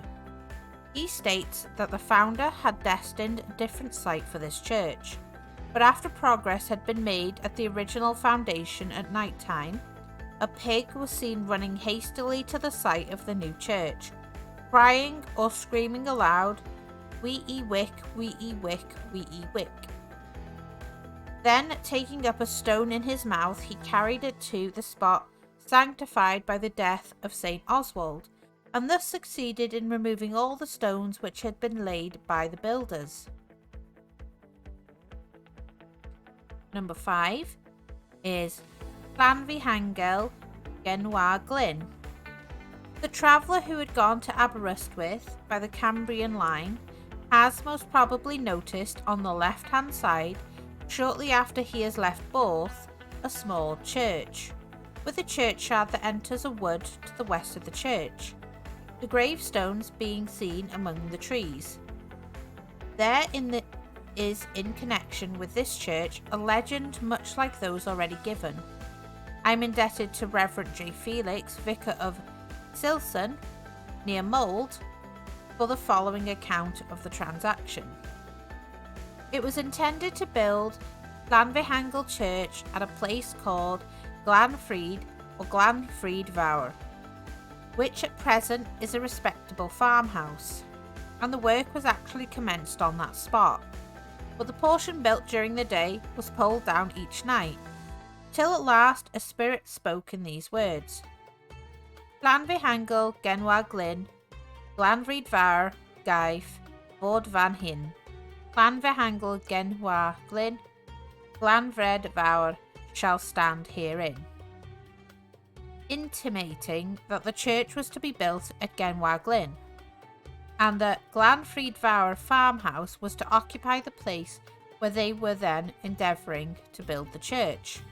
The prophecy or warning was attended to, and the church erection abandoned, but the work was carried out at Genwa Glyn in accordance to the Spirit's direction, and the church was built in its present position.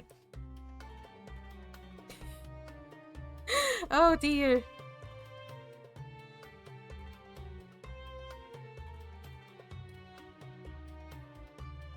Number 6 now. Wrexham Church. The following extract is from Mr. A. Neobard Palmer's excellent history of the parish church of Wrexham, page 6. There is a curious local tradition, which, as I understand it, points distinctly to a re-erection of one of the earlier churches on a site different from that on which the church preceding it had stood. According to the tradition just mentioned, which was collected and first published by the late Mr. Hugh Davis, the attempt to build the church on another spot at Bryn y Ffynnon, as it said, was constantly frustrated, that which was set up during the day being plucked down in the night.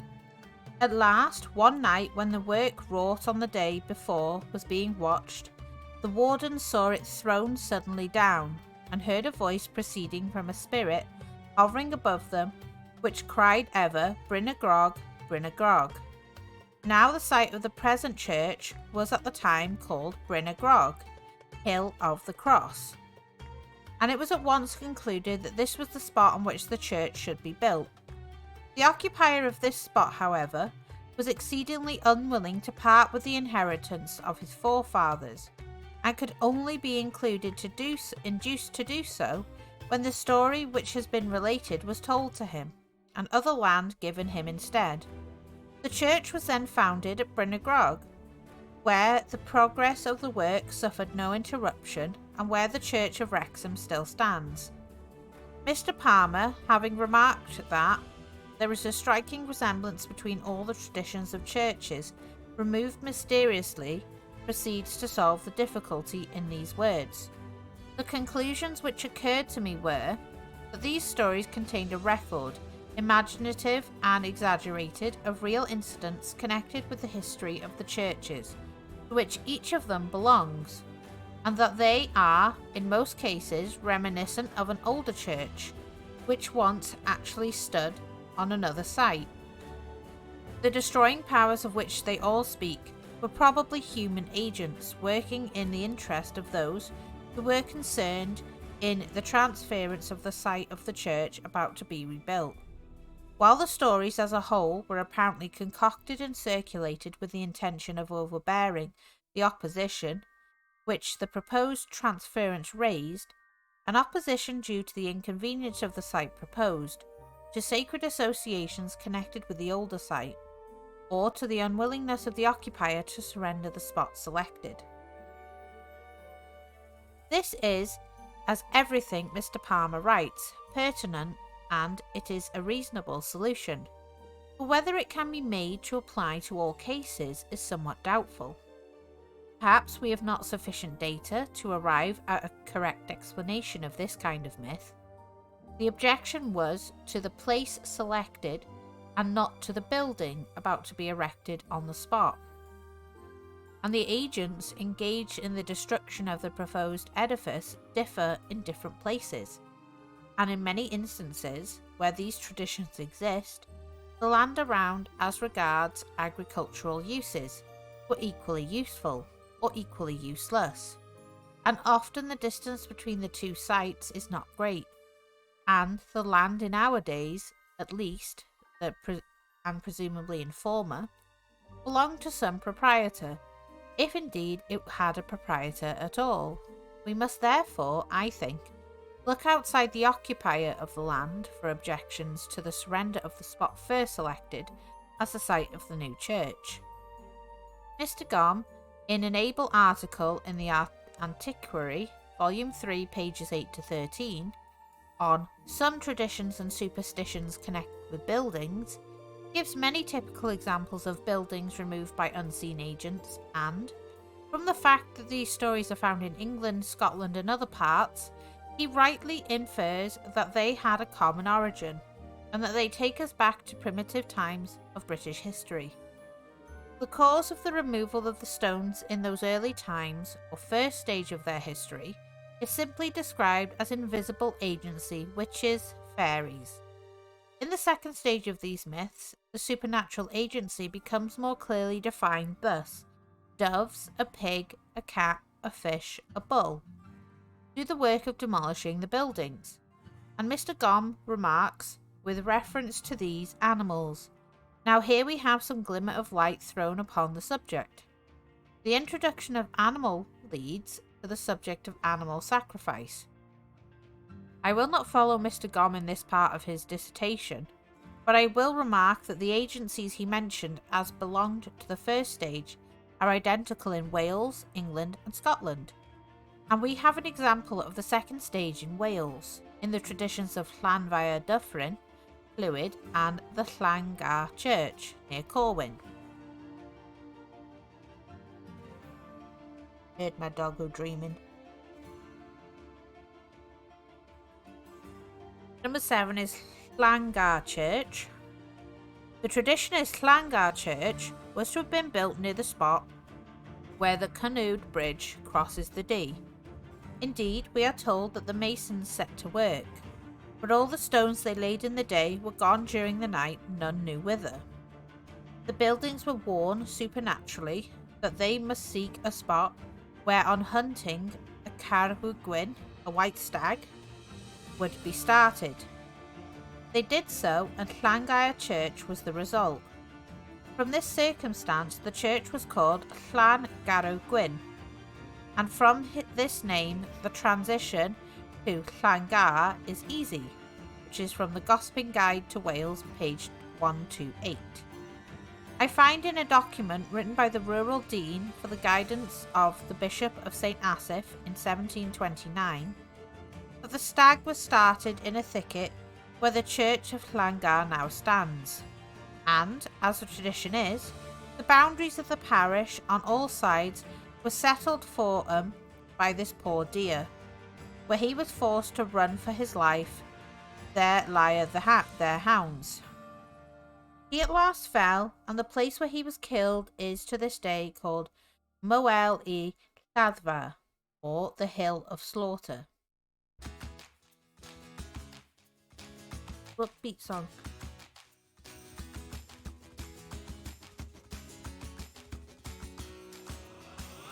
So, number 8 is St. David's Church in Denbigh. Most people might be common and in understanding who St. David is. Because in Wales we do celebrate St. David's Day, which is March 1st, and he is known as the patron saint of Wales. There is a patron saint for each of the 4 countries within Great Britain, and their days are celebrated on a different day throughout the year. But March 1st is St. David's Day. So there's a bit of tidbit information for you guys. Like, I know most of the overseas people do have their, like, 4th of July and stuff like that. We have, like, patron saint days.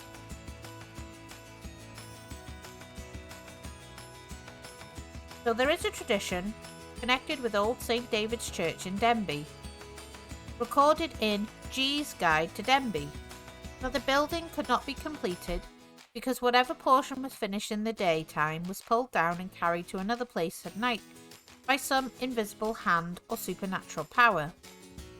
The party who malignantly frustrates the builders' designs is in several instances said to have been the devil.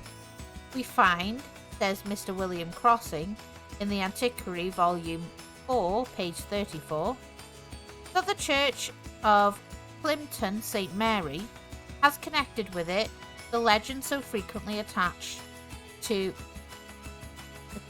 Ecclesiastes ecclesiastical buildings, of the removal of the enemy of mankind, of the building materials by night, and the spot chosen for its erection to another at some distance. And again, Mr. A. N. Palmer, quoting in the Antiquary, Volume 4, page 34, what was said at the meeting of the British Association in 1878 by Mr. Peckover, respecting the detached tower of the church of West Walton, near Wisbeck, Norfolk, writes, during the early days of that church, the fenmen were very wicked, and the evil spirit hired a number of people to carry the tower away. Mr. W. S. Lack, Siamer, in the Antiquary, Volume 3, page 188, writes, legend of the enemy of mankind, and some old buildings are numerous enough. Example, it is said that as the masons built up the towers of Toward Knack Church near St. Ives, the devil knocked the stones down, hence its dwarf dimensions. The preceding stories justify me in relegating this kind of myth to the same class as those in which spirits are driven from churches and laid in a neighbouring pool, and perhaps in these latter, as in the former, is dimly seen traces of the antagonism in remote times between peoples holding different religious beliefs, and the steps taken by one party to seize the appropriate and sacred spots the other. Let's take my leave, love. I did enjoy today's stream, and you. Thank you, Jaguar, for stopping by, my darling. I hope you have an amazing rest of your day, sweetheart. Thank you so much for stopping by, and thank you for resubbing with your Prime, sweetie. I really appreciate it. Thank you very much.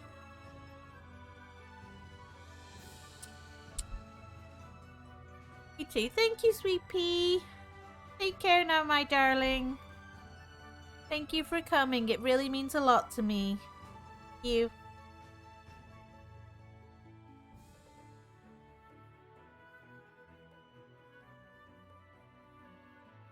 But next we have the apparitions of the devil. I did a lot of research, okay? I have a lot of stuff piled up.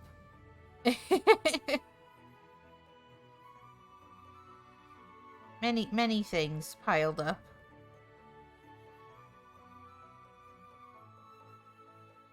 Okay, so to accomplish his nefarious designs, the evil spirit assumed forms calculated to attain his object. The following lines from Alan Cunningham's Traditional Tales, page 9, aptly describe his transformations. Soon he shed his hellish slough, and many a supple wile was his to seem a heavenly spirit to man. First he is a hermit, sore subdued in flesh, or a cold cruse of water and a crust, poured out meat prayers abundant. Then he changed into a maid when she first dreams of man, and from beneath two silken eyelids sent the sidelong light of two such wondrous eyes, that all the saints grew sinners. Then a professor of God's word he seemed, and o'er a multitude of upturned eyes showered blessed dews, and made the pitchy path down which howl damned spirits seemed the bright, thrice hallowed way to heaven, yet grimly through the glorious veil of those seducing shapes frowned out the fearful spirit. S. Anthony in the Wilderness, as related in his life by S. Athanasius, had many conflicts in the night with the powers of darkness, Satan appearing personally to him to batter him from the strongholds of his faith. S. Dunstan in his cell was tempted by the devil in the form of a lovely woman, but a grip of his nose with the heated tongs made him bellow out and cease his nightly visits to that holy man. Ezra Peden, as related by Alan Cunningham, was also tempted by one who was indeed passing fair, and the longer he looked on her she became the lovelier, our lovely for mere flesh and blood, and poor Peden succumbed to her wiles. From the book of Tobit, it would appear that an evil spirit slew the first 7 husbands of Sarah from jealousy and lust, in the vain hope of securing her for himself. In Giraldus Cambrensis' Itinerary Through Wales, Bond's edition, page 411, demons are shown to possess those qualities which are described to them in the apocryphal Book of Tobit. There is nothing new, as far as I'm aware, respecting the doings of the great enemy of mankind in Welsh folklore. His tactics in the Principality evince no originality. They are the unusual weapons used by him everywhere, and these he found to be sufficient for his purposes even in Wales.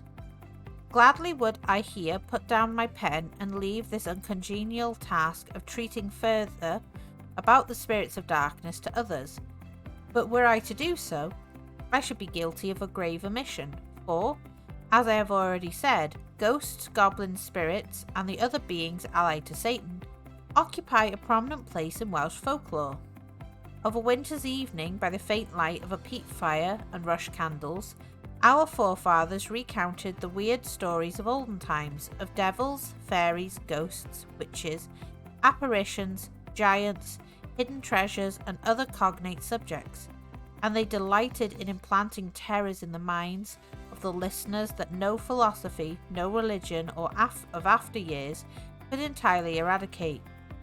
These tales made a strong impression upon the imagination and possibly among the conduct of the people, and hence the necessity laid upon me to make a further selection of the many tales that I have collected on the subject. I will begin with a couple of stories extracted from the work of Reverend Edmund Jones by the writer in the Cambro Britain, Volume 2, pages 276. Hi Joey, how you doing, sweetie? Welcome on in. We're doing some Welsh folklore, bringing back Folklore Friday.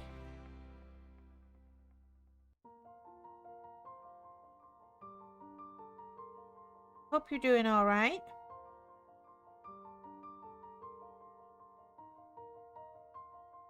How are you doing today, Joey? I hope you're well, sweetie. So this is Satan appearing to a man who is fetching a load of Bibles, etc. A mystery? Oh God. A Mr. Henry Llewellyn, having been sent to Samuel Davis of Eastraf Devodog parish in Glamorganshire to fetch a load of books, viz. Bibles, Testaments, Watts, Psalms, hymns, and songs for children, said, coming home by night towards Mynydystwyn, having just passed by Clwyd i'r Helygen alehouse, and being in a dry part of the lane, the mare which he rode stood still, and like the ass of the ungodly Balaam, would go no further, but kept drawing back. Presently he could see a living thing, round like a bowl, rolling from the right hand to the left, and crossing the lane, moving sometimes slow, and sometimes very swift, swifter than a bird could fly, though it had neither wings nor feet, altering also its size. It appears 3 times less one time than another, seemed least when near him, and appeared to roll towards the mare's belly. The mare would then want to go forward, but he stopped her, to see more carefully what manner of thing it was. He stayed, as he thought, about 3 minutes to look at it, but, fearing to see the worst sight, he thought it high time to ground near the mare's feet. No, I missed a bit.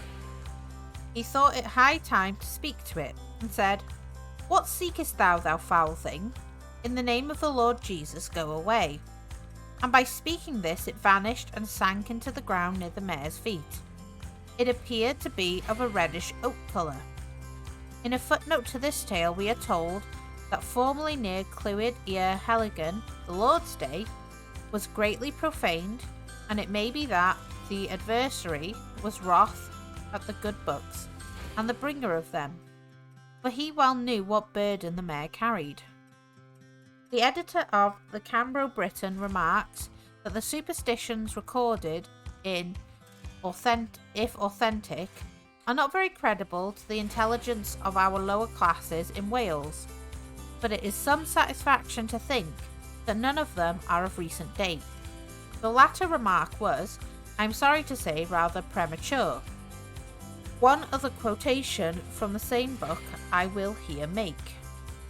Picking my ass off on something that's been broken for a good bit on the VTuber server. Oh!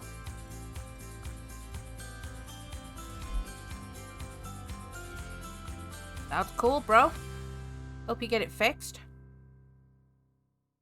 The devil appearing to the dissenting minister at Denbigh. The Reverend Mr. Thomas Baddy, who lived in Denbigh town and was a dissenting minister in that place, went into his study one night, and while he was reading or writing, he heard someone behind him laughing and grinning at him, which made him stop a little, as well indeed it might. It came again, and then he wrote on a piece of paper that devil-wounding scripture, 1 John 3, for this was the Son of God manifested that he might destroy the works of the devil, and held it backwards from him, when the laughing ceased forever. For it was a melancholy word to a scoffing devil, and enough to damp him. It would have damped him yet more, if he had shown him James 2:19, the devils believe and tremble. But he had enough for one time. The following objectless tales still extant, I believe, in the mountainous parts of Denbighshire, is another instance of the credulity in former days of the people. I'm glad you're chilling, honey. I hope you enjoyed the stream.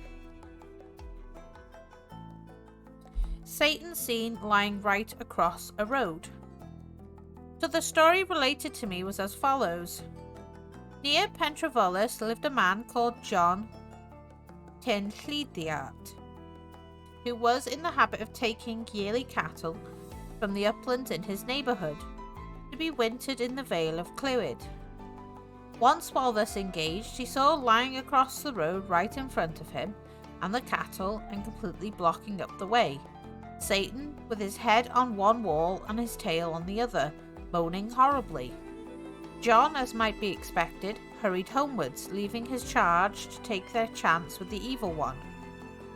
But long before he came to his house, the odour of brimstone had preceded him, and his wife was only too glad to find that it was her husband that came through the door, for she thought that it was someone else that was approaching. Yep. Oh my gosh. Stretchings.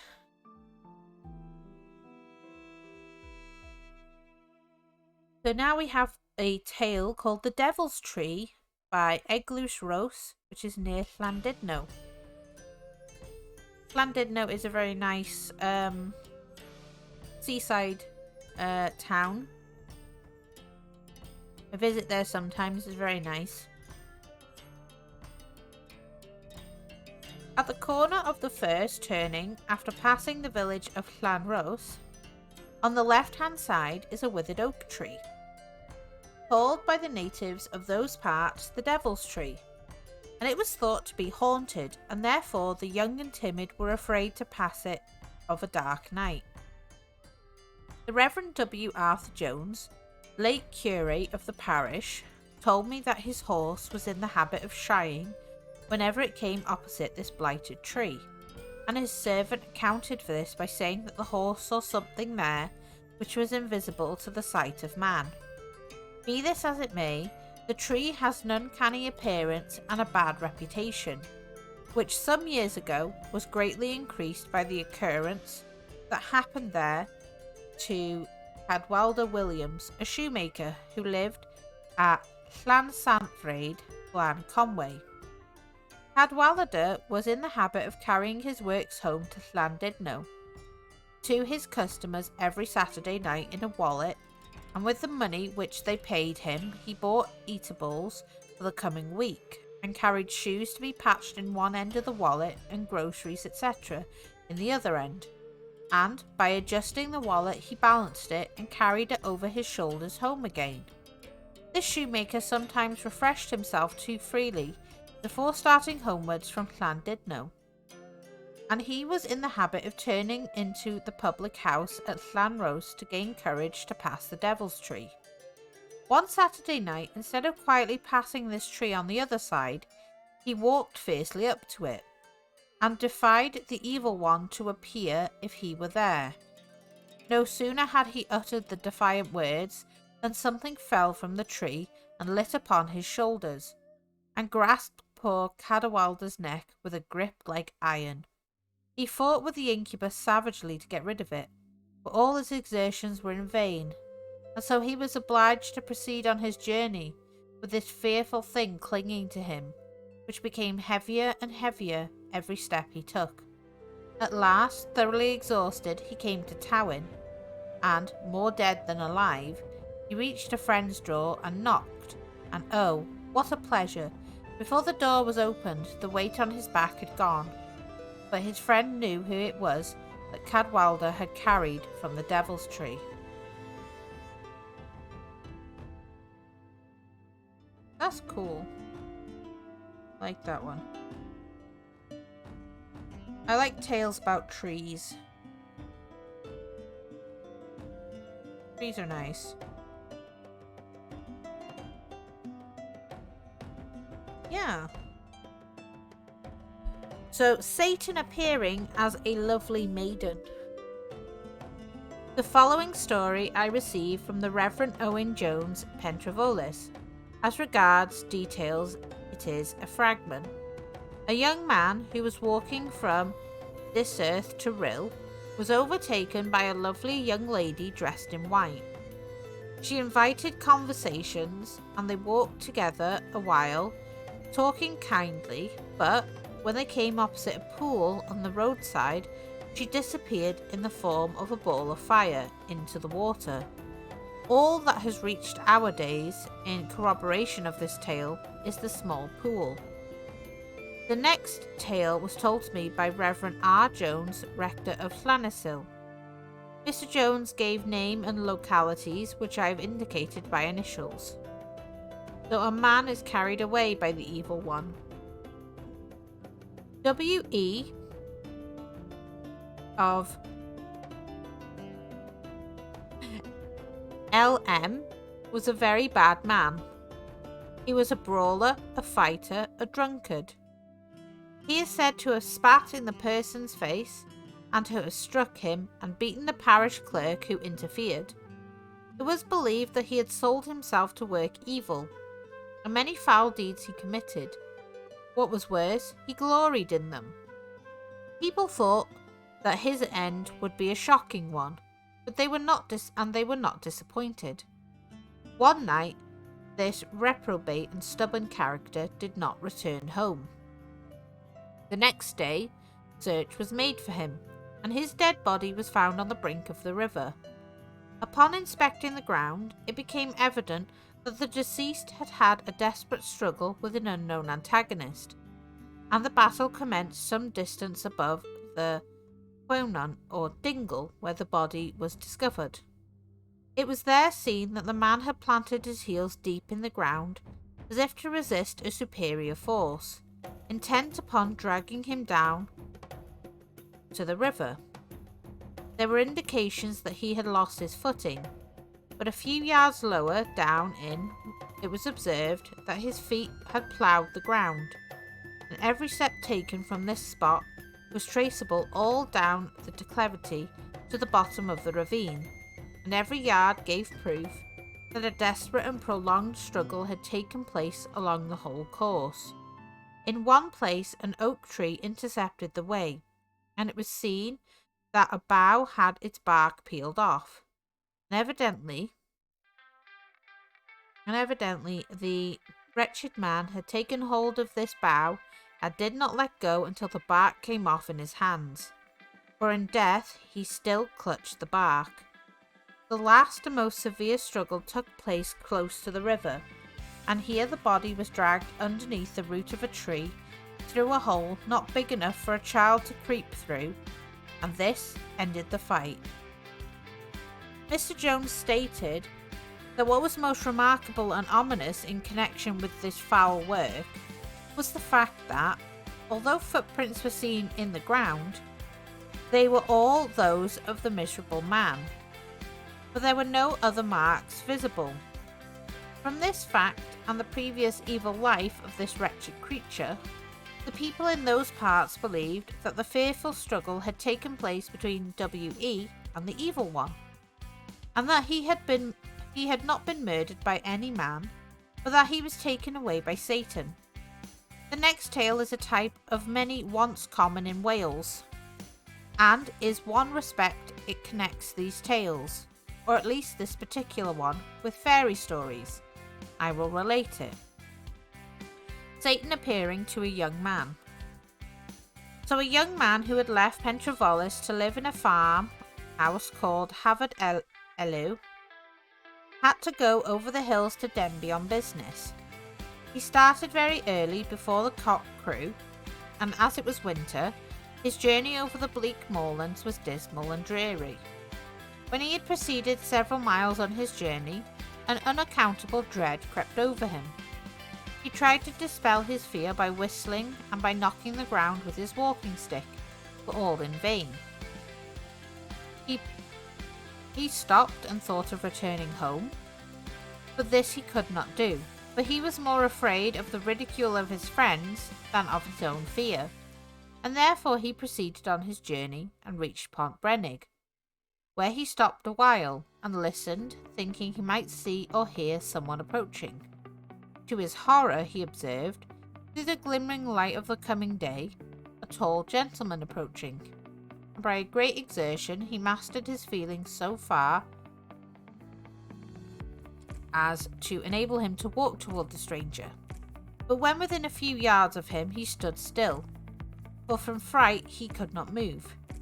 He noticed that the gentleman wore grey clothes and breeches fastened with yellow buckles. On his coat were 2 rows of buttons like gold. His shoes were low, with bright clasps on them. Strange to say, this gentleman did not pass the terrified man, but stepped into the bog and disappeared from view. Ever afterwards, when this man passed the spot where he had met the evil one, he found there money or other valuables. This latter incident connects this tale with fairy folklore, as the fair people were credited with bestowing gifts upon mortals. Satan appearing to a collier. Do a couple more, then we'll be reading out for the evening.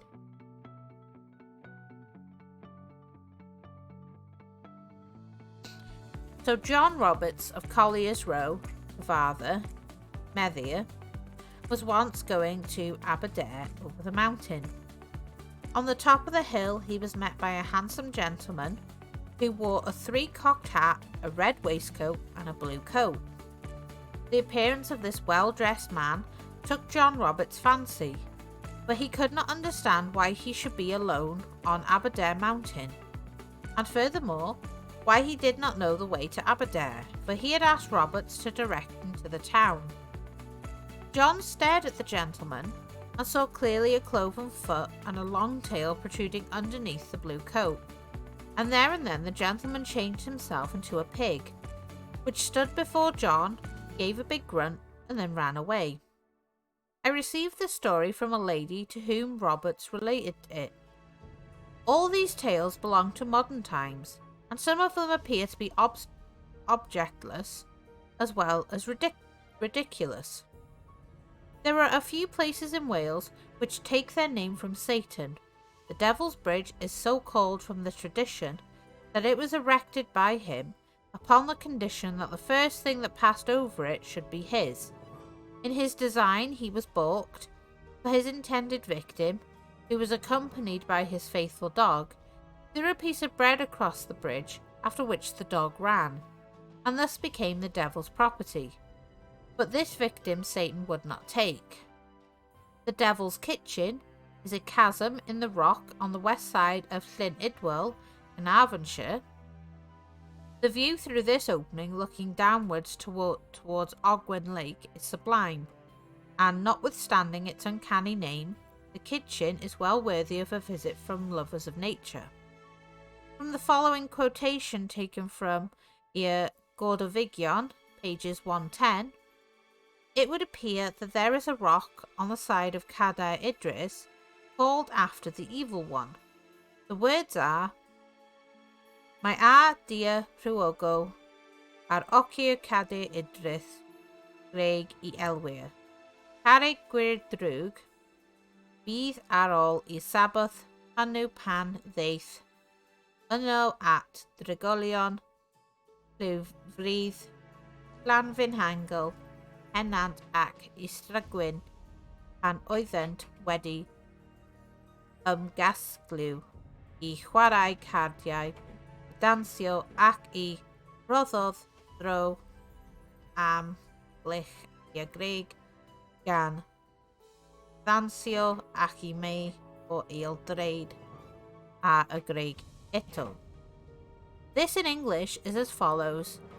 There is on the land belonging to Rhywogo, on the side of Cadair Idris, a rock called the Rock of the Evil One, so named ever after that Sabbath when he came there to join the parishioners of Llanfihangel Pennant and Ystragwyn, who had gathered together to play cards and dance, and there he danced around the rock, and to this day the marks of his feet are to be seen in the rock.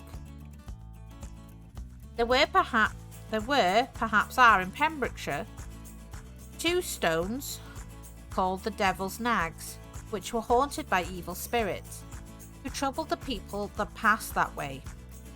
Subran I Ellill, the Hobgoblin's Hollow Tree, a noble oak once ornamented Nanau Park in Merionethshire. Tradition says that it was within the trunk of this tree that Glyndor buried his cousin Howell Sell, who fell a victim to the superior strength and skill of his relative. Ever after that sad occurrence, the place was troubled, sounds proceeded out of the tree and fire hovered over it, and according to the writer in the Cambro Britain, Volume 1, pages 226, e'en to this day the peasant still, with cautious fear, treads o'er the ground.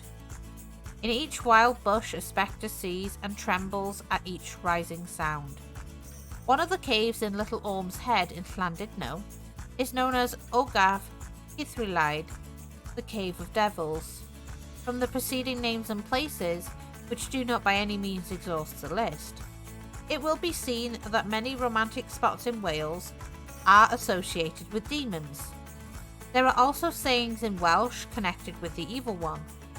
Thus, in our days may be heard, when it rains and the sun shines at the same time, the expression Mae gwir drwg yn waldio I reg, the devil is beating his wife. Besides the biblical names by which Satan is known, in Wales there are several others in use, not to be found in the Bible, but it would seem that these names are borrowed, being either importations or translations. In fact, it is doubtful whether we possess any exclusively Welsh terms applied solely to the devil.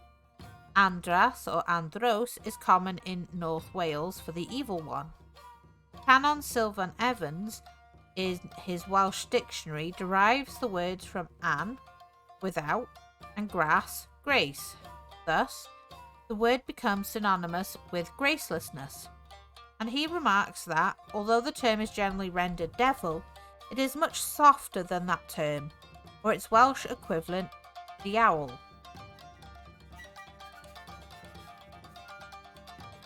Ifall is another term applied to Satan in Wales. Dr. Owen Pugh defines the word at what is squabby bulky. The most common expressions for the devil, however, are Cythrawl and Diawl, or Diavol, and these 2 last named words are merely forms of Diabolus.